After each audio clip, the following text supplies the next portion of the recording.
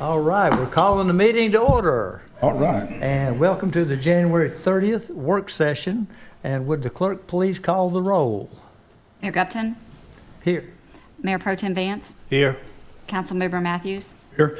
Councilmember Singleton, Councilmember Dellinger, Here. and Councilmember Behringer. Here. Thank you. And we need to adopt the agenda, and I'm going to ask the council members here, is there a motion to adopt the agenda? So moved. Mr. Mayor, I'd like to, for the agenda, I would like to add in additional closed session with the citing of 143.318.11A4 to consider an economic development issue. Thank you. So the motion's been made to enter a closed session at the end of the joint session. Is there a second to that? Second. Okay, motion made by Mr. Vance and seconded by Mr. Matthews. All in favor, aye. Aye. Opposed, nay. None. Passes unanimously. Thank you. And I'm going to go ahead and note that at 7 o'clock there will be a recess just before 7. We'll knock off for 10 minutes. And we'll regroup as a joint meeting with the Planning Commission. First one in living memory, apparently, at least to some of us. So we're looking forward to that. In the meantime, we got a lot of exciting stuff tonight. And I can tell that right at the top of the list is the local and choose local and small, y'all. We got the crowd. We're going to have a little presentation, and I'll give an unsolicited testimonial. This is a bunch of people that Garner loves and loves Garner. And they ain't afraid to get out there and spread the word. We appreciate all that y'all do. And not only that, but their leader, Dina, has volunteered to be a test pilot for our little timing system. Not that we're going to time her or limit her in any way, but she's going to test this for future speakers when we have public hearings. We actually have a 3-minute limit per witness or people who are going to testify, but we've never had a timer. And now, as you get up there, you'll see a little cell phone inside the podium, and it'll say 10 minutes and counting down. It has a little green bar, and then a little yellow bar, and then a little red bar. But there will be no consequences if you go over 10 minutes. It will not beep, it will not buzz, it will not cut off your mic, the trap door will not open to fall in the alligator pit. You're our test pilot. Now, later we might implement those measures. But right away, thank you for letting us test out the software on you. And the woman who needs no introduction, Dean, if you'll get up and introduce yourself, and we'll go for it. All right. Good evening. My name is Dina McDonald, and these lovely people over here are partners from Choose Local and Small Y'all. First, I want to thank you all for letting us come tonight and introduce ourselves and tell our story. I'd love to show a brief video first, just to give you a backstory on us. All right, Mayor, are you counting us against her? No, just started. Making sure. I'm starting to get nervous. It's 9:59. Just put a piece of paper When over God this. plants a seed, he always has a plan. Back in November, little did we know that God had gathered us together for a big... It is needing. When God plants a seed, he always has a plan. Back in November, little did we know that God had gathered us together. Well, start and give it a chance to buffer. Sure. Start with, maybe we'll show it after your comments. I'm going to just do my part then. Yeah. It looks like it's buffering. I see the little line going across there. This is not counted against your time. I said no. When God plants a seed, he always has a plan. When God plants a seed, he always... Sleep hearing that tonight. Has a plan. Apparently, God had a message for us today.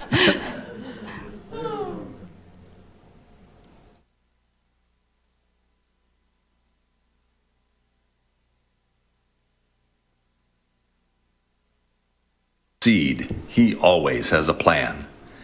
Back in November, little did we know that God had gathered us together for a bigger purpose. We are a year into a global pandemic that forced small businesses to shut their doors. A year ago, we waited for a leader to guide us, but what we found was that the leader was in each of us. You see, leadership is an action and not just a title.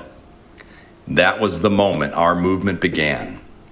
This is a story of adapting, innovation, and resilience. It is the story of what can happen when you really do believe that we are stronger together.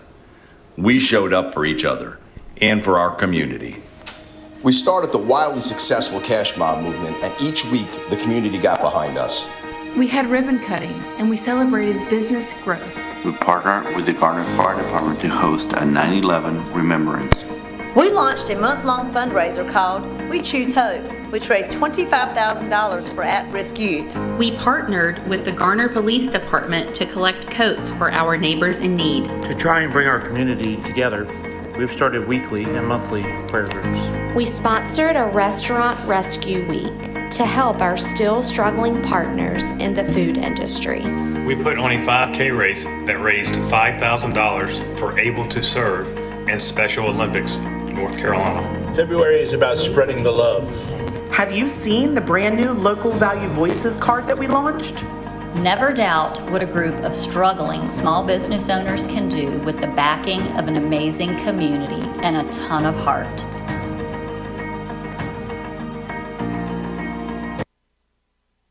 All right, thank you for watching that.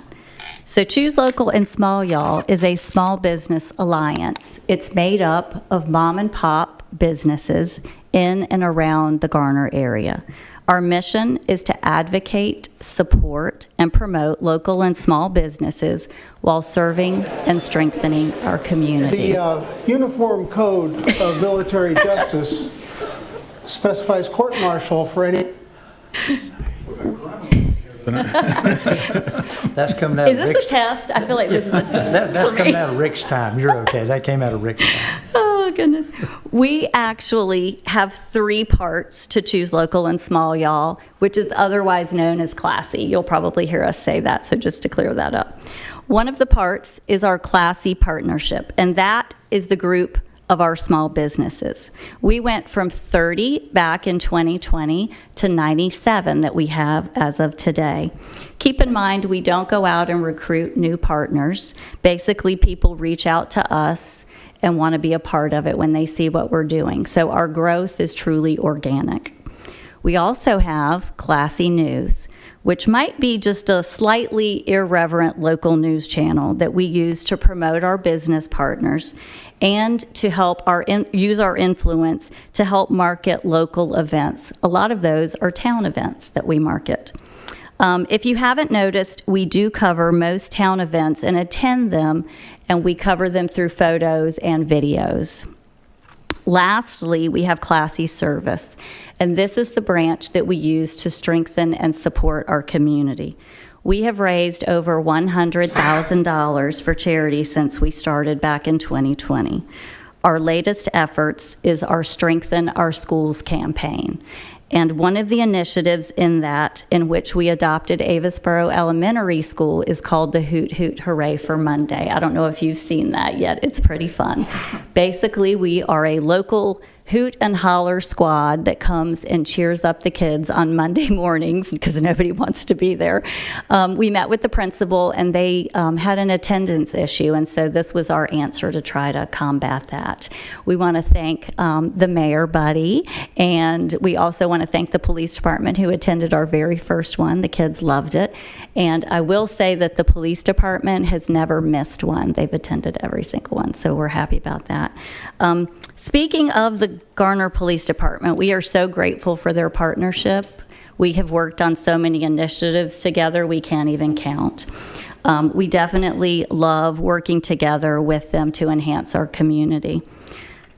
I was attending a town event, and one of you up there looked at me and said, "Hey, I thought you worked for the town. I see you at everything."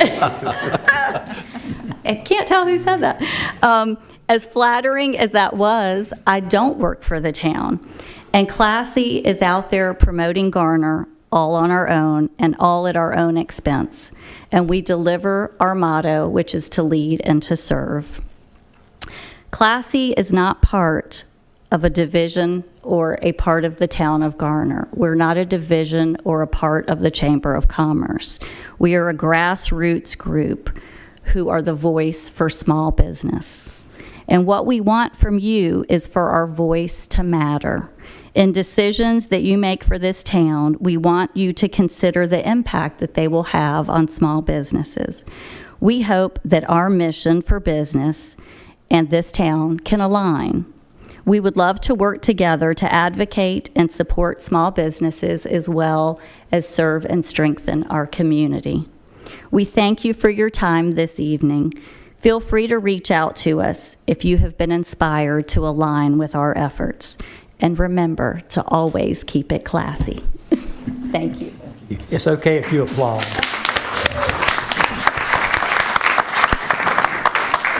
Great. Thank you so much, Dina. That was a lot of information in a very short time. You got another 5 minutes if you want. Anybody want to sing a song or dance? Or no, that was great. Very, very helpful. Thank you for sharing that with us. It does clarify some things for us, help us focus on what you do. Keep up what you're doing, please. We'll be in touch. Yeah, I'm going to comment too. Yeah, just real briefly, I just want to say thank you for coming. And, you know, class is probably one of the best things to come out of the pandemic. And we see you everywhere, and we see all of you everywhere. And the heart is big, and you can see it. And just we're glad you're here and sharing the message and get it out broadly. And just thank you all for everything you all do for Garner and the community. And it's a real Garner institution now. So thank you. Yeah, thank you. And I got so excited with the introduction, I forgot that Mr. Matthews was going to do the introduction, so you can do it now. It's done, been done. That's good. Can't beat that. I do have a comment, if I may, Mr. Mayor. And I know we're working with feedback, so we'll live through it. But you know, it's a wonderful thing when people form a group like this. Say, well, we're not going to give up. We're not going to quit. We're going to group together and advocate to make our businesses successful, and we're going to get through this thing. And when nobody knew what was going to happen with the pandemic, and we had our issues up here trying to keep things going and staying on top of it, you guys put your group together and went out and made it happen, so nobody took a dive on their business. Now you were doing cash mobs and different things, but you held the group together, and this is strong. Other towns would benefit from having something like this, where the small businesses come together and say, we're going to survive, we're going to do what it takes. And everywhere I go, I was at a thing at South Garner back during the summer for a big meeting of two rival schools, and they were out there in the front row, video and what have you. And Garner's first night out, we had it Cabela's packed, they were out there. GBI, everything's going on. This group is out there video and promoting. And one of them normally has red hair and sunglasses. I think she's known as Kelly, but they do a lot of video and they put it out there, and I tag a lot of it to share because what they cover is so important. And so I'm so glad y'all could come up here, and I know this is just a small token of the total membership, because if you go to any place in Garner, whether it's Angie's restaurant, you're going to see us choose small y'all logo at the doorway. And so I encourage you to keep up what you're doing, keep growing. Keep us posted on what's going on up here, so we can support you in your endeavors, because you do make a difference. And we're speaking for me, but I think the council all agree. We appreciate the fine job that you do, and Dina, under your leadership, and you got a lot of partners working with you there, and we recognize them. So thank you again for what you've done. It's a great presentation tonight, and thank you for being a test person on Buddy's timer here. We'll call it Buddy's timer. Yeah, right. Thank you. I'll yield to my counterparts. Anybody else? Yes, I was going to say, I saw the video from yesterday at Davisboro last night on Facebook, and it was entertaining. The kids looked excited. All the adults there were excited, so maybe it'll something to look forward to. But it was well represented, and I did see quite a few of our police officers there, so it's good. And y'all, you get up things pretty fast. You were at the Gold Star ceremony, I remember, at Veterans Day also. You had it up in no time.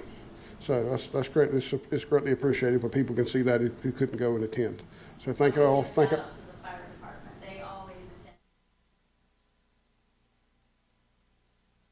Thank all y'all for your effort and your time that you do. Thank you. Any other comments or questions? I'd just like to say back to the beginning of the pandemic and when you all first started, it was as if you all held it together. You pulled the community together at a time that nobody knew what was going to happen. And grow and making it get bigger and bigger, and we appreciate everything. Great job, Dana. I've seen your work. Been trying to make it out early in the morning, but hadn't made it yet. But what time do y'all go out to Avisboro? What time? We are there for the carpool.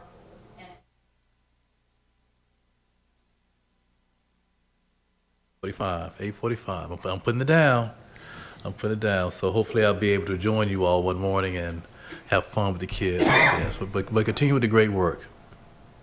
That's all I have, Mr. Mayor. Hey, well, thank you. That was a pretty resounding support from up here, wasn't it? What you do is recognized and is appreciated. And we appreciate you sharing with us. And you're welcome to stick around for the whole rest of the meeting. Or you might have an appointment. Oh, your timer just went off. You're done. You're done. You're out of here. Thanks for coming. Thanks, guys. Thank you.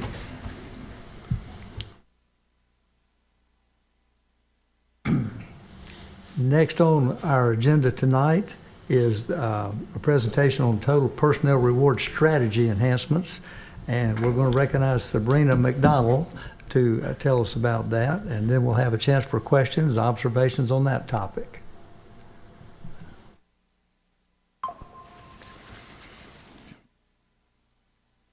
My presentation got out in the last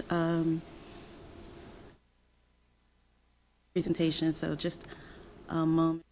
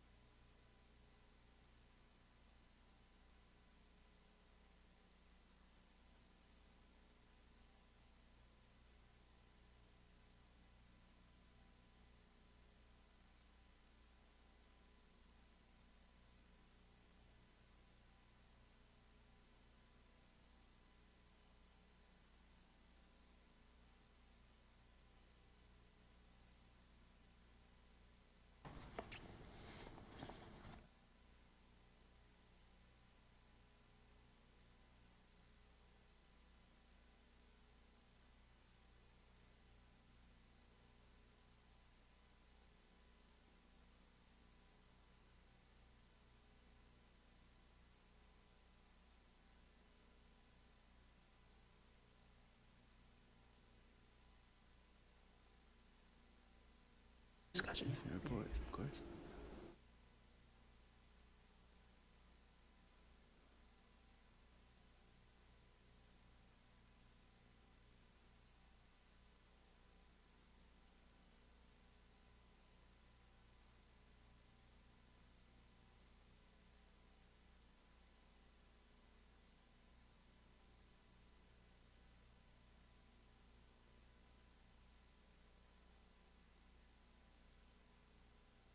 Thank you. Good evening to all of our council members, everyone in attendance. This is a presentation to both update the council on our progress as well as to present some new items for our long-term strategy for our total rewards strategy enhancements. So if you can recall, some of you can recall, 2022, September 2022, we came to you and had a number of requests to enhance our total rewards program here in the town of Garner. And this is just a list of some of the things that we requested that we were able to implement in late 2022. Those included employee retention bonuses, bereavement leave as a standalone designation, leave designation. We implemented preventive care leave for our employees to attend planned doctor appointments, physicals, things of that nature. And then also counting holiday time as time worked when calculating compensatory time earned. That allowed our employees who were late for events such as this meeting to not get penalized for it when they are attending a meeting the day after a holiday.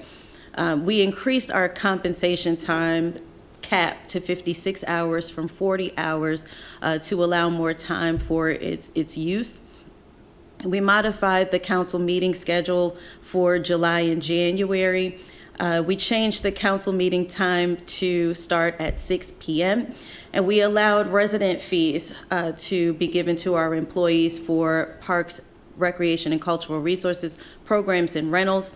We implemented an employee hiring referral program that has been very successful and has made the difference in some of our recruitments, especially in the police department. We enhanced our service program as well as to recognize our employees for the great work that they do here in the town. And we also sponsored some town wellness activities, which some of you have heard about. And so a number of things that happened in September 2022. But during that time, we actually talked about some things that we understood were priorities, but were going to require some further research, some further vetting, and come up with some long-term solutions. So we mentioned those at the end of that presentation, and those things included developing a plan to implement the pay and classification study recommendations that we received from our consultant. And so I'm happy to say that that was implemented effective September 2023, and our employees saw that reflected in their paychecks in October of 2023. And so we now have better competitive wages, which has also really made a difference in our recruitment efforts. We've reviewed, we talked about a review of future health insurance options. And as you can remember, we chose last year to join the North Carolina Health Insurance Pool, which I'm happy to say we've had a really good plan year so far. And not only were we able to renew without increasing our premiums, but we were also able to gather some reserves, which will eventually help us drive down the cost of dependent care coverage, which is something that we continue to hear about from our staff. We've examined opportunities for career progression ladders. That is something that we have begun, and we are looking at possible solutions to implement and to present to further help our employees advance their careers and continue with professional development, because that is something that we continue to hear right along the lines of competitive salaries. We see flexible work schedules, hybrid schedules, remote work, as well as career progression opportunities as one of a few of the very important things right after salary, being some of the decision makers for prospective candidates coming into or leaving their workplace situations. And then we are looking at researching innovative ideas and requests. We are continuously getting feedback from our employees and from our workforce, and we've created, I'm happy to say, a culture where we are open to feedback. Our employees know that we're open to feedback, and they continue to share those needs and wants and pain points with us. And so we continue to research innovative ideas in response to those requests. So those are some of the initiatives for long-term solutions that we have looked at. And I'm happy to say that we have either begun or completed each one of these items. And so, as I said, we continue to get feedback from the staff, concerning the things that they are seeing that they want. A lot of our employees are coming from other municipalities. They're very easily able to make comparisons between us and our neighbors, and so they are making those comparisons. And as we are recruiting, as we're negotiating starting salaries, as we're looking at total reward packages for candidates coming in, they are mentioning these things to us, as well as our existing employees who are talking to their neighbors and also wanting to see us implement some of the things that they're seeing in the neighboring towns and cities and counties. So one of those things, one of the number one things that we continue to be asked for is paid parental leave. We have a lot of growing families here in the town, and this is something that has been very important to our employees, as well as paid family illness leave to give employees an opportunity to have the necessary leave time to take care of their family members who might be suffering with a serious illness. Also, we want to enhance our tuition reimbursement program. We already have one, but we want to reimburse. We want to enhance it, make it a little bit better, expand it, and we want to change the timing of the request process a little bit so that it better aligns with semesters, so that folks are able to kind of get their reimbursement in a timely manner that lines up with the school calendars. Also, we'd like to reintroduce the townwide wellness program. Some time ago, we had a rather robust wellness program, and just due to different things, COVID, changing employees and folks that were involved, we've kind of gone down on the wellness program, but we'd like to reintroduce that, including things like implementing paid community involvement leave as well as paid wellness leave.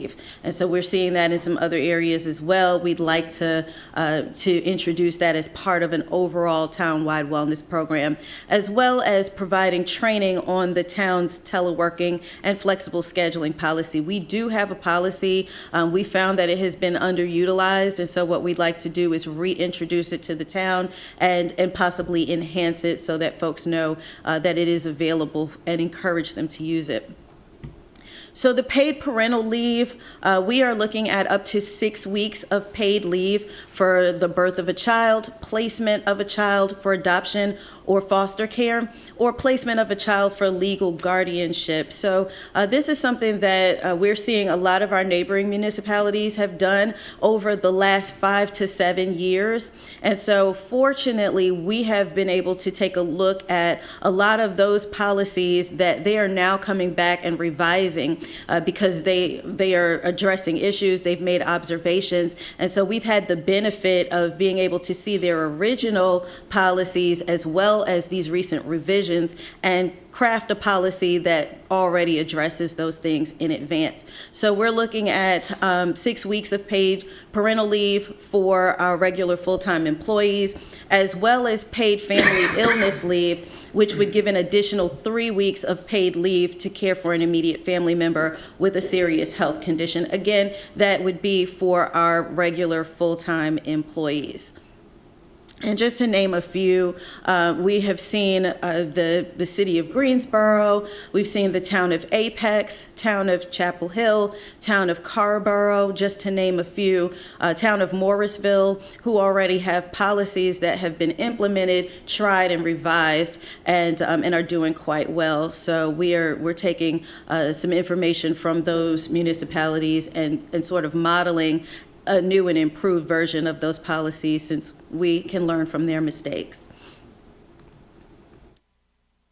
Tuition reimbursement, as I said, we already have a tuition reimbursement program, but up until now it has been aligned with the fiscal year. A little bit cumbersome for our employees to use it and get the full benefit of it. So what we'd like to do is retain the eligibility requirements, not change those, but increase the maximum annual reimbursement per employee from $1,100 per year to $1,700. We think that that would give them a little bit more flexibility to take the classes that they need and be further along in paying for them.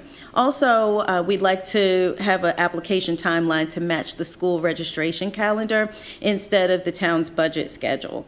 And then we'd like to remind employees of this benefit. It has not been utilized greatly throughout the town, and so we think by enhancing it, we would see a little bit greater utilization, which is always great for the town, our employees acquiring new skills, acquiring a new education. It's going to make them more beneficial to us as a town.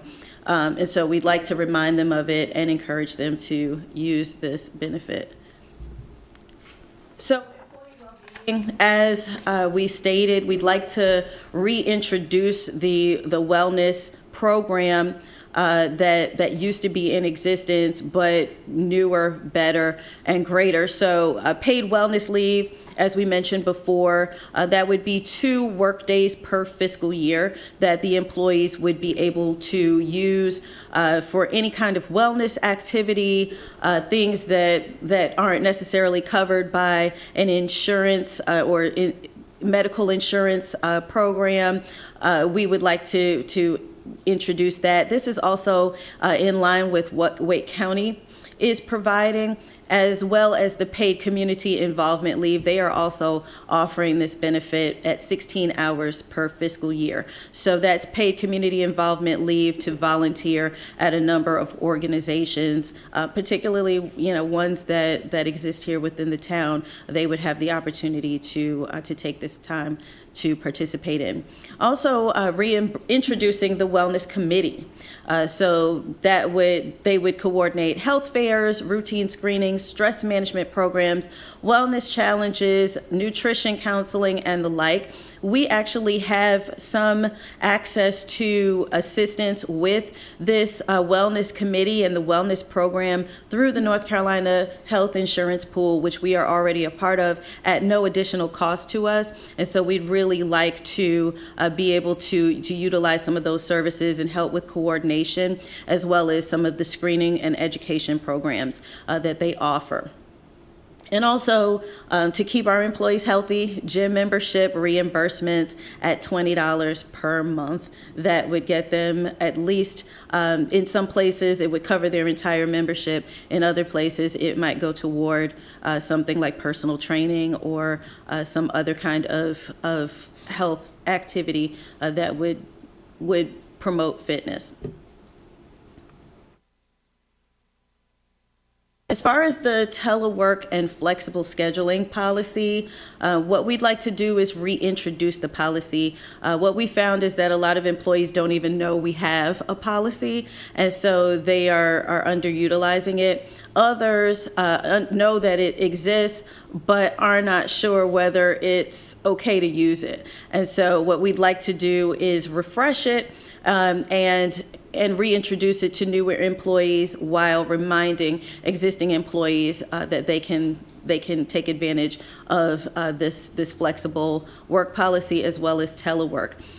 Just anecdotally, we have lost candidates for recruitment because of this very thing. One good news story, in one of our departments, we had a candidate who was going to decline an offer for employment with the town, and because we were able to offer them 1 remote work day per week, they changed their mind and accepted our offer for employment. No increase in salary, nothing else. It was just that 1 day of remote work that made all the difference in their decision.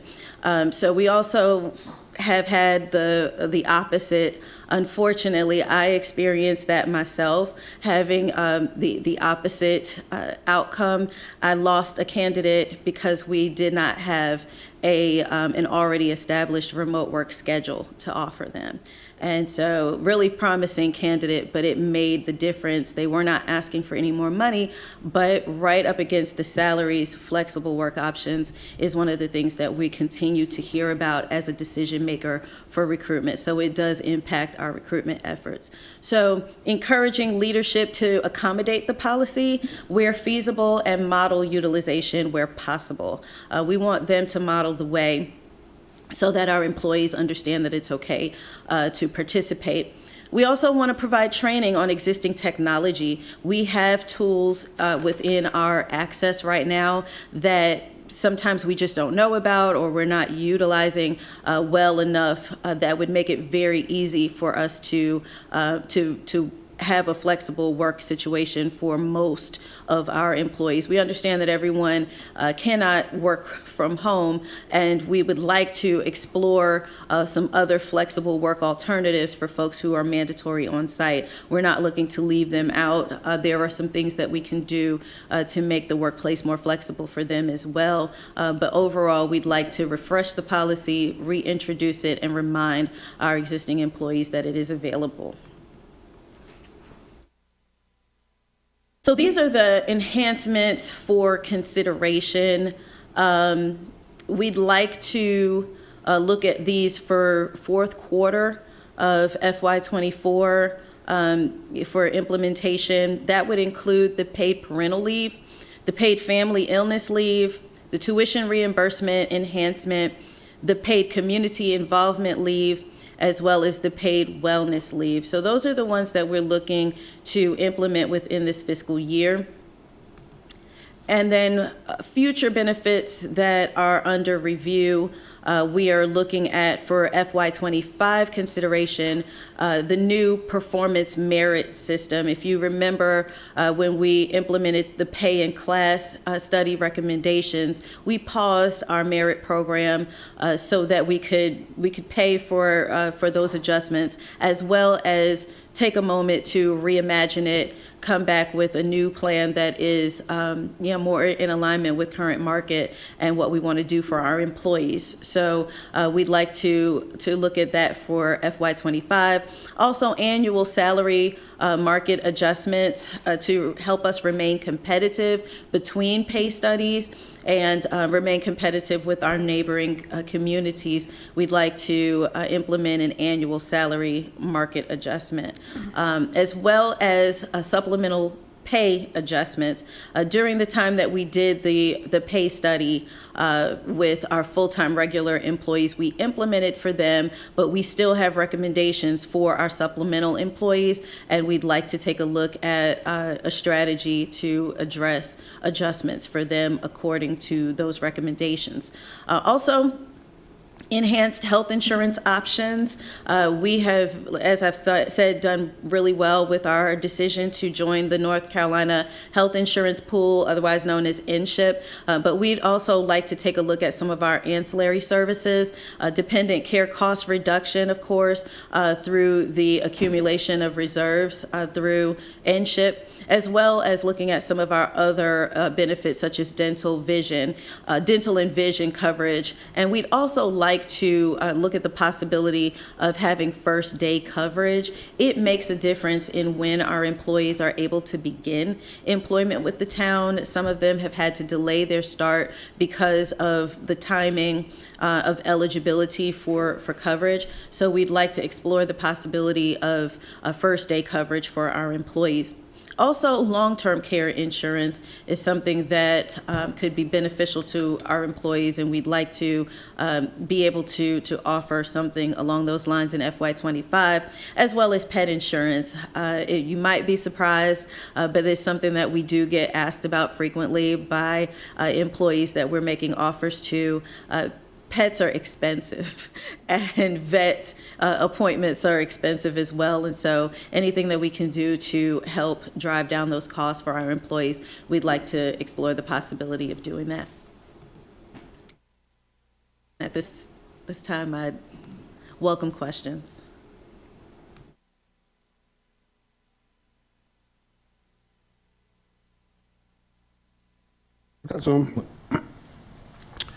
Yes, Sabrina, a couple. First off, under the enhancements for the fourth quarter FY24, you didn't mention the telework and flexible scheduling policy, and I'm assuming that's because we already have a policy. You just want to see us use the policy. You see leadership use the policy. That's correct. Okay. We've reviewed the policy, thinking that there may need to be some changes or some updates to it, but what we found was that there really wasn't anything wrong with the policy that we have. It's just completely underutilized. Okay. The paid wellness leave and the paid community involvement leave, the involvement leave, is where someone can volunteer up to 16 hours and go, and it's not that hour's not subtracted from their pay, is what that is. Okay. Correct. And the wellness leave is 2 work days per fiscal year for them to do something or participate in something wellness related. That's correct. Okay. Self-care activities we would be encouraging to use for those hours.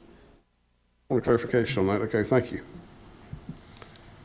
Just a comment, since last September and where all this launched, we've come a long way, and it's very noticeable as we see the offices fill up now. And I was commenting to our planning director, and I said, you got 1 slot left in your wall for a business card. And he said, we're going to fill that shortly.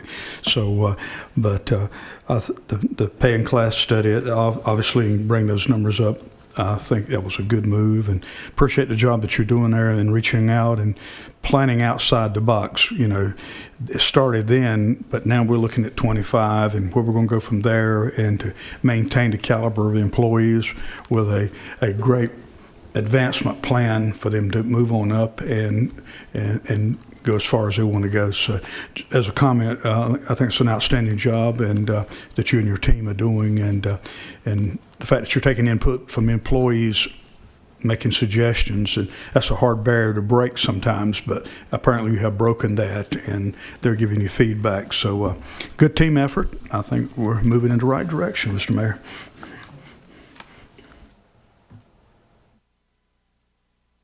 I have some questions, and just dovetail on what Council Member Matthews said. You know, staffing and personnel, they drive service delivery in the town. They also drive the budget. And I'm a fan of data over anecdotes. And I think there's a sort of lack of, it's kind of opaque, this retention, recruitment, retirement. And it's probably been a year where I made the recommendation to create a tool for council and the administrative staff that would kind of show by department where these challenges were, where things were good, where we had issues, so that we could kind of get that feel to where some of these impacts or changes would have the biggest impact. And I bring it up because I think even just the 2 examples in the past 6 months where there's sort of it's unclear is inspections was having some challenges with staffing, and it was sort of only through us having a conversation up here, looking at data, that we were like, well, it looks like they're having trouble. We need to give them more positions. The other example is on the administrative side with the town attorney looking for a long time for a paralegal, and we're kind of unawares of the struggles, but then having the conversation to say, well, when we solve that problem. So I think there's room here to work on a tool that's going to add some transparency, because these changes, some of these cost money, some don't. And I think one of the questions I get a lot is, we gave those employees a lot more money and that's the tax increase. And it's like, yes, and this is why. Check and go through the check boxes and explain. I know we're probably still looking down that as we go into the next budget. So I think there needs to be a better way to communicate to council where some of these holes are, because I sort of have a question, like on this leave and PTO, you got specialty leave, you know, you go to the private sector, you got PTO. Here are your number of days, use them how you want. You want to go lift in the gym for a day, go lift for a gym in a day. And so there's some, I don't know, the administrative overhead of tracking wellness days versus tracking. So I've got some hesitation just on that part, because I understand it's a competitive market. It's just not being communicated, and maybe it's isolated to certain departments or certain positions, and we need to do certain things to recruit stronger in some places and prioritize, because we can't hire everything we need at one time. The other is sort of a more comprehensive matrix of on some of these benefits with other municipalities. You mentioned, again, some kind of anecdotally, Greensboro over here, but where are we ahead, where are we behind on some of these, so we can be like, oh, we have an opportunity to really, what 3 changes that could we make right now that would have the most substantive impact on our ability to get people, right? Because as we grow, the decisions we make on benefits amplify exponentially as we add people, and it becomes a budget consideration. So I say all that because just to say I think we need to look at creating that tool to help us be more aware, and I think it might be good for the rest of the administrative staff to have that information. And also sort of looking as these aren't particularly budget impact related. Some of them are, some of them aren't. Again, if utilization goes up on something like tuition reimbursement, well, all of a sudden that becomes a thing. So I think there are some, and also a little unease at implementing it fourth quarter when we're getting ready to do our budget and kind of having budget questions related to some of this too. And we're going to our retreat, and maybe they can be answered then, and we can still do it fourth quarter. I don't know, but there's a lot of questions. And Director McDonald, may I jump into the data Sure, question? I think Because you're gonna say I what would I say probably from was gonna the HR side, we would completely agree that the more data and tracking that we're able to do, the better informed we are to provide council data and information and to make recommendations for the council to consider. We've actually been in the process now for 8-9 months now of working through coming up with a solution, a process solution through some software to help us with that data collection and analysis. Right now, it's a very limited process that we're using, and it's very difficult to track across the organization, and HR does a great job with the tools that we have, but we're now at the size of an organization where we need to have tools that help us work smarter. And so under Sabrina's leadership, as well as the HR team and working with Maury Howe, they've been working on a solution to bring before council to help us to do just that work. In addition to that, we decided that it was important to do that work, but also the things that you're hearing being recommended this evening are things that we continue to hear, not only from our workforce, but also from people that we're recruiting. And so we didn't want these things to kind of linger out there while we're trying to improve our processes and systems as well. And so our goal is to get to a point that we have all that level of information and data and transparency to share with council. So when we talk about usage, we can do that trend analysis and show that to council each year as we look at what our benefits are. But at the same time, we're trying to balance moving forward with some of these things that we hear from our workforce, that this is something they want to see or they're seeing in other communities. And in some cases, people have left because we don't have these level of benefits. And so that's the balance that we've been trying to work forward on. And Director McDonald, I'll let you add anything else to that. No, you're exactly in line with what I was about to say. That has been several months in the making. We're just about ready to bring something before council as a solution for exactly what you're mentioning, and just even the positions that you mentioned with inspections, as well as the assistant town attorney position. Happy to say that offers have been made for both of those positions, and we will soon be having those folks start here with the town, and that just lends to the work that we have done with enhancing our benefits and total rewards over the past year and a half. So we're definitely looking forward to that. It's going to make it a lot easier for us to provide you with that information. Trust me, we want to provide you with that information. It's just a very manual process that that's required to do that now, but the solutions that we're proposing will definitely help there. And as far as the leave designations, I will say that there are some organizations that, yes, will give a whole bucket of PTO that is unspecified, undesignated, and then employees aren't sure when they can use it and when they can't. So part of our reason for designating these leaves is to show the employees that we are actually concerned about the things that they care about, that they have been bringing to us, so that they know that we're not just adding more vacation time, but we're actually designating it so that they can use it for the purpose that they've been asking us to use it for. Yes, I'll be short. Thank you very much. A very thorough brief, and I know that you have a lot of balls in the air and things that are happening. I really appreciate your effort. I noticed in the time that I've been here, I've noticed a significant jump forward. So all the work that's been done by you and your staff is greatly appreciated, and I've sensed in my spirit it'll get better as we go along. Thank you much. Thank you. Follow up. Yes. Excuse me, Sabrina, on the paid parental leave, the up to 6 weeks of paid leave and paid family illness up to 3 weeks, do we currently have either one of those policies in place? We do not. We don't have any at all. So if someone has a illness or a death in the family, it's after 24, 48 hours, then it's vacation time, I'm assuming.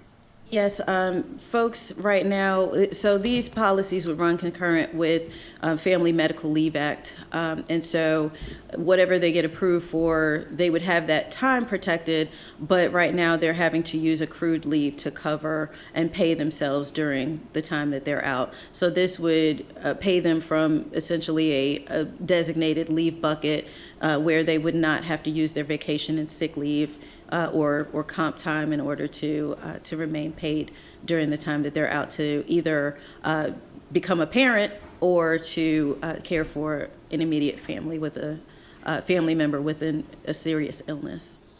From a dollar standpoint, the salaries that are already designated, nothing's changing with that. They just get to leave, so it's not costing more money. It's just they're getting to be able to get paid while they're on leave. That's so correct. the money is, the budgeted dollars are already there. It's just you're paying them for the time so they don't have to, along with the FMLA and supplementing any other time they may have. It'll just pay them, but what's designated for that position is already annually in the budget. Correct. Okay. All right. Thank you. Couple of comments. You see the emphasis on wellness. And a lot of times you think about physical wellness, but some of the categories are because there's an increased emphasis on mental health also and mental wellness. So that's the reason for some of the categories you see. And then the other thing I'd mention, and I think you may have recognized that on some of these, but some of these would be at the cost of the employee. We just want to offer it, and maybe we could leverage the cost of it a little bit better.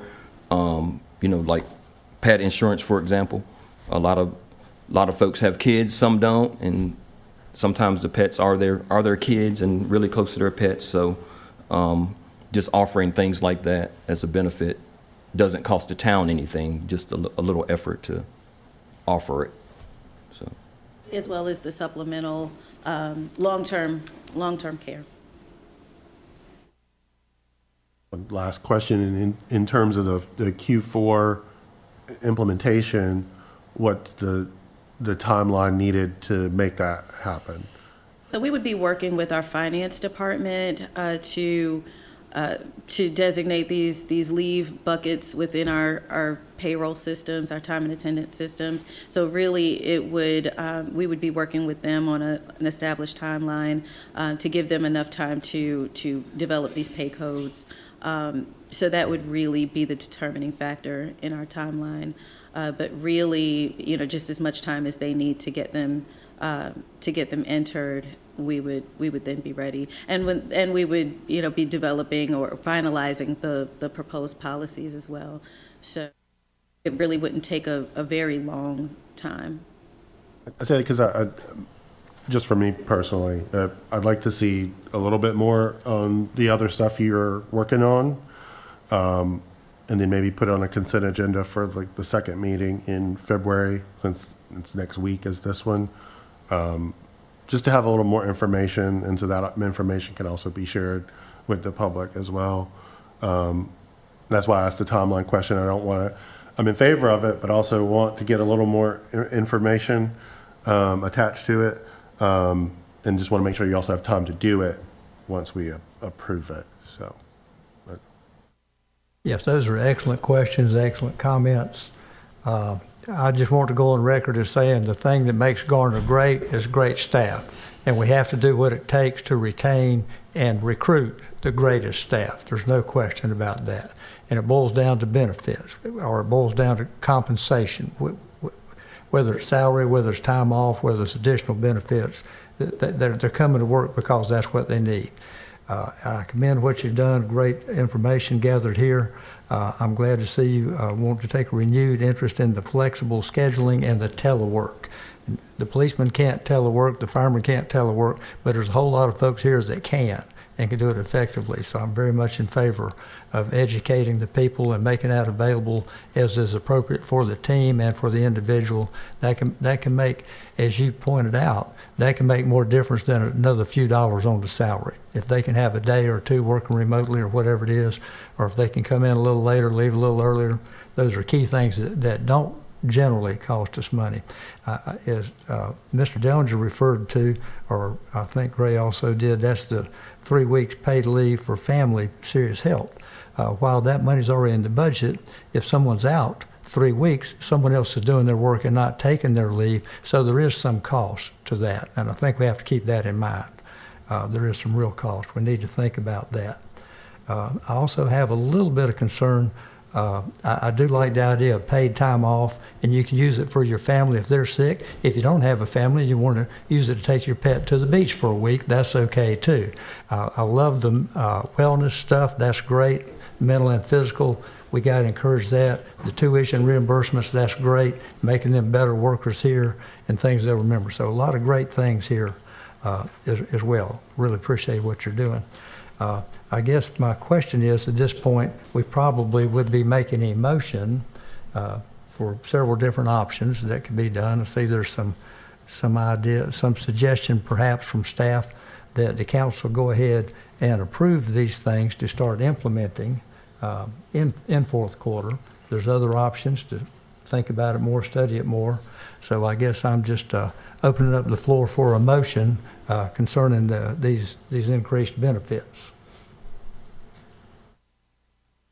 Well, as I understand it, it'll be on our consent agenda. I mean, it's listed in next week's consent agenda, which I think Mr. Dellinger is correct. We should get a little more time, but it's listed next week. So I think the second meeting in February might be for consideration because he's asked for some additional information. Okay. Is that a motion to defer this until the February meeting, to not put it on the consent agenda for our next meeting? I don't know if we need a motion for that. Then we can just tell staff, let's don't put it on the consent agenda next week. Let's look at the second meeting in February.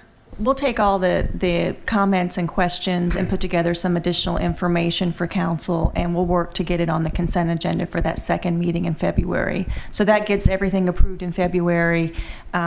With our payroll team, we can start working on codes and those kind of things on that technical side, so that once approved, we can give a clear timeline as to when things will go into effect.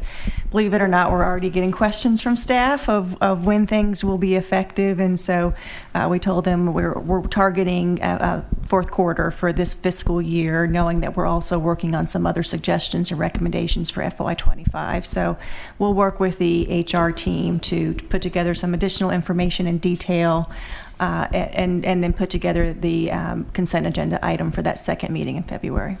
Excellent, thank you. That takes the pressure off here. But I want to reinforce again, we have to look after our employees. We have to retain the great employees we have. We have to make it an attractive place for people to come to, and the new world involves flexible schedules and remote work. And we have to figure out how to make that happen for us. We have to implement just the things you said. Please continue to educate your people on the benefits they already have. Let's help them use that to adjust to their family life. We might think their job's important. I'm pretty sure that most of their families are more important than the job. And we need to accommodate that, work around that with their schedules and their benefits. So thank you for what you're doing. So if there's no other questions or comments, that would conclude this part of the, thank you very much for your presentation. And Mayor, before we move on to the next item, I just want to publicly acknowledge and thank Director McDonald and the whole HR team for their time and work and effort and pulling these recommendations and this information together. They have done a lot in the last year and a half or so to really make sure we as an organization are competitive with the regional market in terms of not only benefits, but also our compensation and really making a strong overall compensation strategy for the town. Something that I think once we get done with this work, we're going to be the envy of a lot of communities in this region as far as what we're able to offer our employees. And it's their dedicated work and knowledge and expertise that have really brought this to the table. And so I just want to publicly acknowledge and thank them. Excellent, excellent. We can't thank them too much. We can't take it for granted. They're hardworking employees too. And thank all the employees who stuck around for that too. I know this is important stuff. And I believe what we're going to do now is take a 10-minute recess. We'll reconvene in a joint session with the Planning Commission members. So let's take 10 here. And Rick, you can start the 10-minute timer for us. We'll be back on time. Thank you.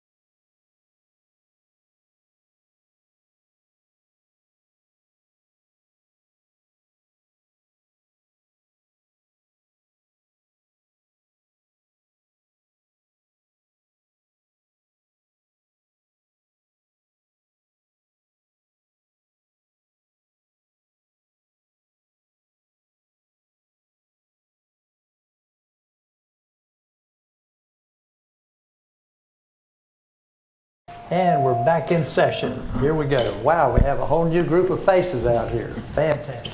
Glad you're here. This is the part of the program where we're going to go into the Garner Forward Comprehensive Plan, and this is a topic that's dear to my heart. Believe it or not, we started this over 30 years ago, Chamber of Commerce in the town, with a similar kind of plan, and it's evolved and gotten better and better through the years. So I'm glad to have a part in it. Before we launch into our discussion there, I want to comment, as far as anyone could remember, this is the first joint session that they could recall of the Town Council and the Planning Commission. We've all been to each other's meetings, we've all met each other, but I think this is a momentous historic occasion to be all here together. And I think it's great that we can hear the same thing at the same time, work together toward a common goal. We're so glad to have you. And I'm going to ask your chairperson to introduce each of you as opposed to a roll call. All right, thank you, Mr. Mayor. Thank you, everyone. Happy to be here. I am John Blasco, the chair of the Town of Garner Planning Commission, and I'm joined by my fantastic commission, Mr. Philip Jefferson, Mr. Ralph Carson, Ms. Sherry Phillips, Ms. Gina Avent, Ms. Gian Hodges, and Mr. Michael Boyland. All a great crew and all who bring a lot of great insight and who have been instrumental along with council staff in moving the Garner Forward plan through its rigor and through its process, and excited to be here tonight to go over this most important document that will help guide our process and the council's process in the future. Thanks for having us. Excellent. Thank you for being here. And now I'd like just to make a comment or two about the Garner Comp Plan and how important it is and how dramatic growth is. It was just this morning that I was asked to be on a very short radio interview, and they said, what's the biggest challenge in Garner? I said, growth. It's growth, how to deal with growth. That's our challenge. And he said, how would you describe the growth out there now? One word, explosive. It's explosive growth. There's just no question about it. It's the challenge that's going to take all of our skills, all of our patience working together. But it's a whole lot better than working with the town who is shrinking, which means dying. So you're going to deal with one or the other, and we'd much rather deal with this. I like to bring along my comp plan as a study guide. Not that I study it, but it's a good prop to use and talk about. And I also like to, by comparison, bring the Garner Unified Development Ordinance, the UDO. And when I first came on board, I was talking with Rodney, who was helping me understand the relationship of these two very powerful tools. And he explained, in long story short, this is kind of like the building code. If you're building a house, this would be the building code that says how deep you dig the foundations and how big the rafters have to be and what gauge the wire, what diameter the pipes, the slope of the roof, very, very critical things, very scientific, very engineered. And I said, oh, okay, so this must be more like, and he said, yeah, the dream book. You could call it the dream book if you were building a house. And I said, well, my wife is addicted to HGTV. She's an interior decorator. She lives, to redo houses. And when we were building our house 6 years ago, for example, if I told her, honey, we're going to build a house and it will meet every requirement of the building code. There will be no wire too small, no pipe too small. It'll be great. And she'll say, well, what about the stone on the outside? What about the 10-foot ceilings? What about this kind of flooring? What about my dream kitchen? What about these tile baths? And I said, but I better be meeting most of these goals too. This is taken for granted. It's going to meet the UDO. Every house is going to meet the building code. This is the dream book, and it's our job. It's our job to interpret this and apply this.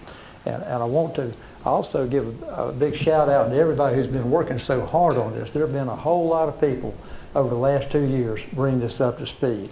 And it's so exciting, it's really going to go into effect here very soon. And I also want to tell you the anecdote of a developer who came to see us just yesterday. And we've met with several developers, and this guy came in and he was carrying this book. He said, I've been studying this book the whole time you've been working on it. I've looked at every draft. He said, this is the greatest thing. It tells us what you want. He had made copies of the key points. He said, we want to do what you said in here. He said, we started on this project 2 years ago. We thought it was going to be apartments. We've been reading your book. It's not apartments. It's multi-use, it's an employment center, it's one of these purple squares, it's out here, here's how it meets these things. I said, well, man, you're halfway to approval right here. And he said, well, not only that, but we're going to work with 6 other developers out here and put into our sewer system at our expense. And I said, what else do I need to know? You know, you're going by the book, you're paying for the infrastructure. There are people that are developers who want to do what we want them to do if we just tell them what we want. And this is the tool for doing that. And Jeff's going to explain it to us in more detail, kind of walk us through how we can apply this tool as we go, how we can all work toward the same goal. But I'm going to put in one more, I just want to plant a seed. If you were here earlier, you heard Dina with Choose Local and Small Y'all, and she started her little video with 6 months ago a seed was planted, or 2 years ago a seed was planted. I just want to plant this seed with all of us. I'm going to put in a plug for the 55 plus people. I don't know if there's anybody here that old. I don't see anybody that old, but I am. And David Ellis, the Wake County manager, put on a presentation a week ago, and he talked about the 60 people a day that's growing in Wake County. 60 people a day are added every single day. And he said 45% of those people who are coming in here are 55 and plus. Almost half the people are coming in 55 plus. Keep us in mind, please, as you're designing these projects and you're reviewing these projects. I'm not saying that every project needs to be a 55 plus active community. No, no, no. I'm not saying it all has to be subsidized senior housing. No, no, no. But if they're going to put in 300 townhouses, put a couple in there that I could get to the first floor bedroom on. You know, really. I mean, and even if my knees are still good, maybe my wife's back is bad. Just think about mobility challenged. Not just old, but mobility challenge. When we're talking about townhouses, make a few, not all of them, not even half of them, but throw in a few first floor masters on these things. Think about what good neighbors seniors could be in your neighborhood. Whether it's an apartment complex or whether it's townhouses, they're probably not going to be going to work at every day at 5 o'clock and coming back, or going to work at 8 and coming back at 5. They're not going to add to the traffic congestion as some others. They're not going to be overloading schools with their children. They're probably not going to generate that many police calls for domestic disturbances. They're asleep by 8 o'clock. Okay. Oh, well, maybe I'm looking in the mirror here, but these could be good neighbors. Half of the people coming into Wake County are in this age range. Let's think about ways that our developments can accommodate and help them be the kind of citizens that we want. Not only is Garner a great place to be, it's a great place to be retired. I was semi-retired for a short period before taking this gig, and I could get a taste. The greenways, the parks, the museums, the activities, the walkable downtown. Let's build on what we've got and recruit and build things that will attract the kind of neighbors that we would like. We want families, we want our workforce people to live here, we want our teachers and firemen to be able to live here, but think about the elderly as well when you're doing this. Okay, thank you. And with Jeff, I'm going to pitch to you and let you tell us how we can apply the dream book and see our dreams realized over here. Okay. All right. Well, good evening, Mr. Mayor, council members, Planning Commission members.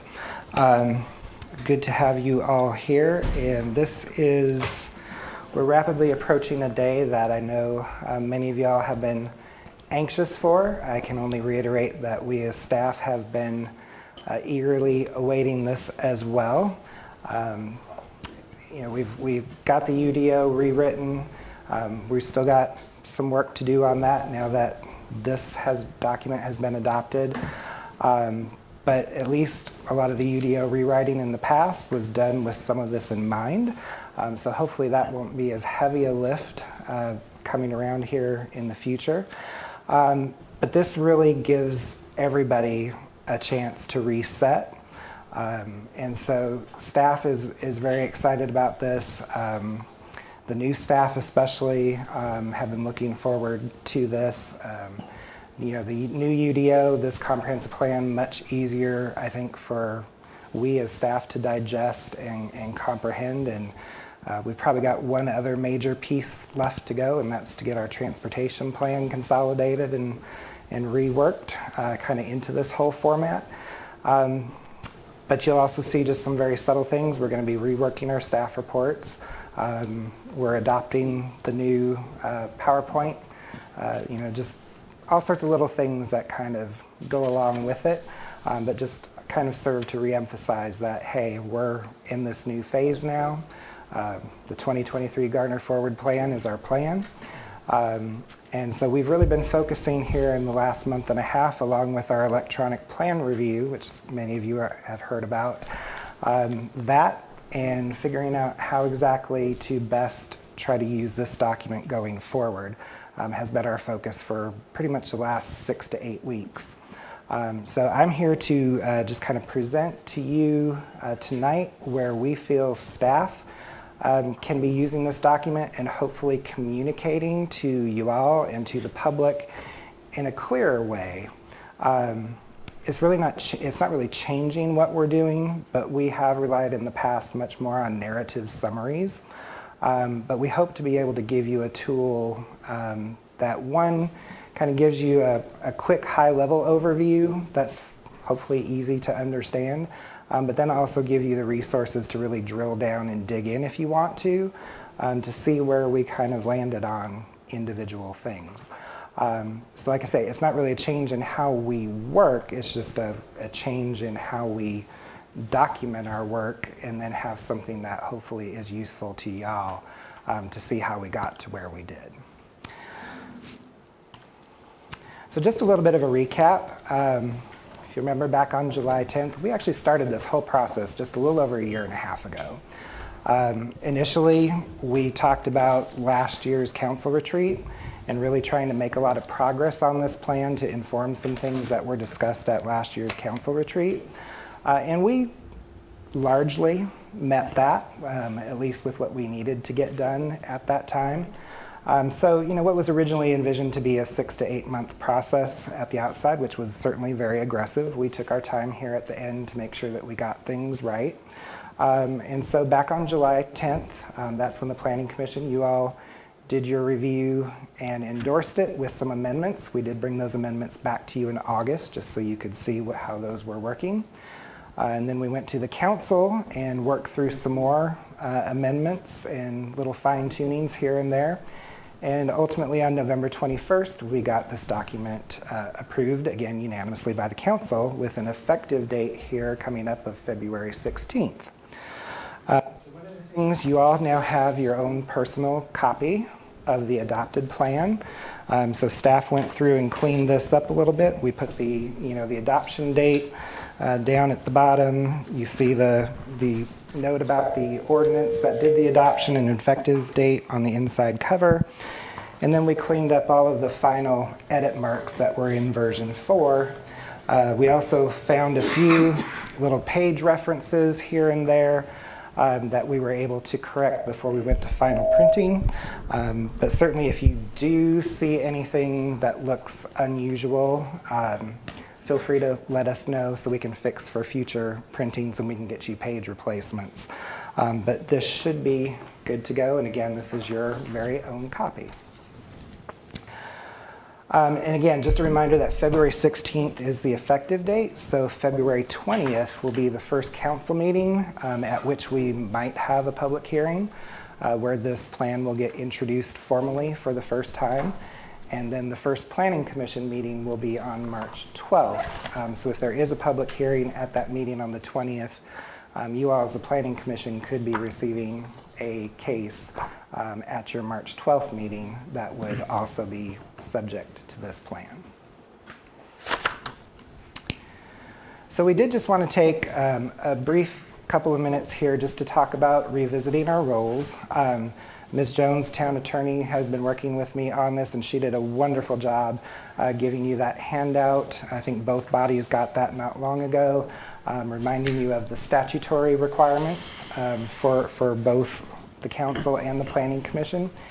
And, in each of, particularly for, I'm going to speak to the Planning Commission members right now, each of you came on individually, sometimes in twos, but some of you came on during COVID. And so, we relied very heavily on just some one-on-one kind of introductions to your role.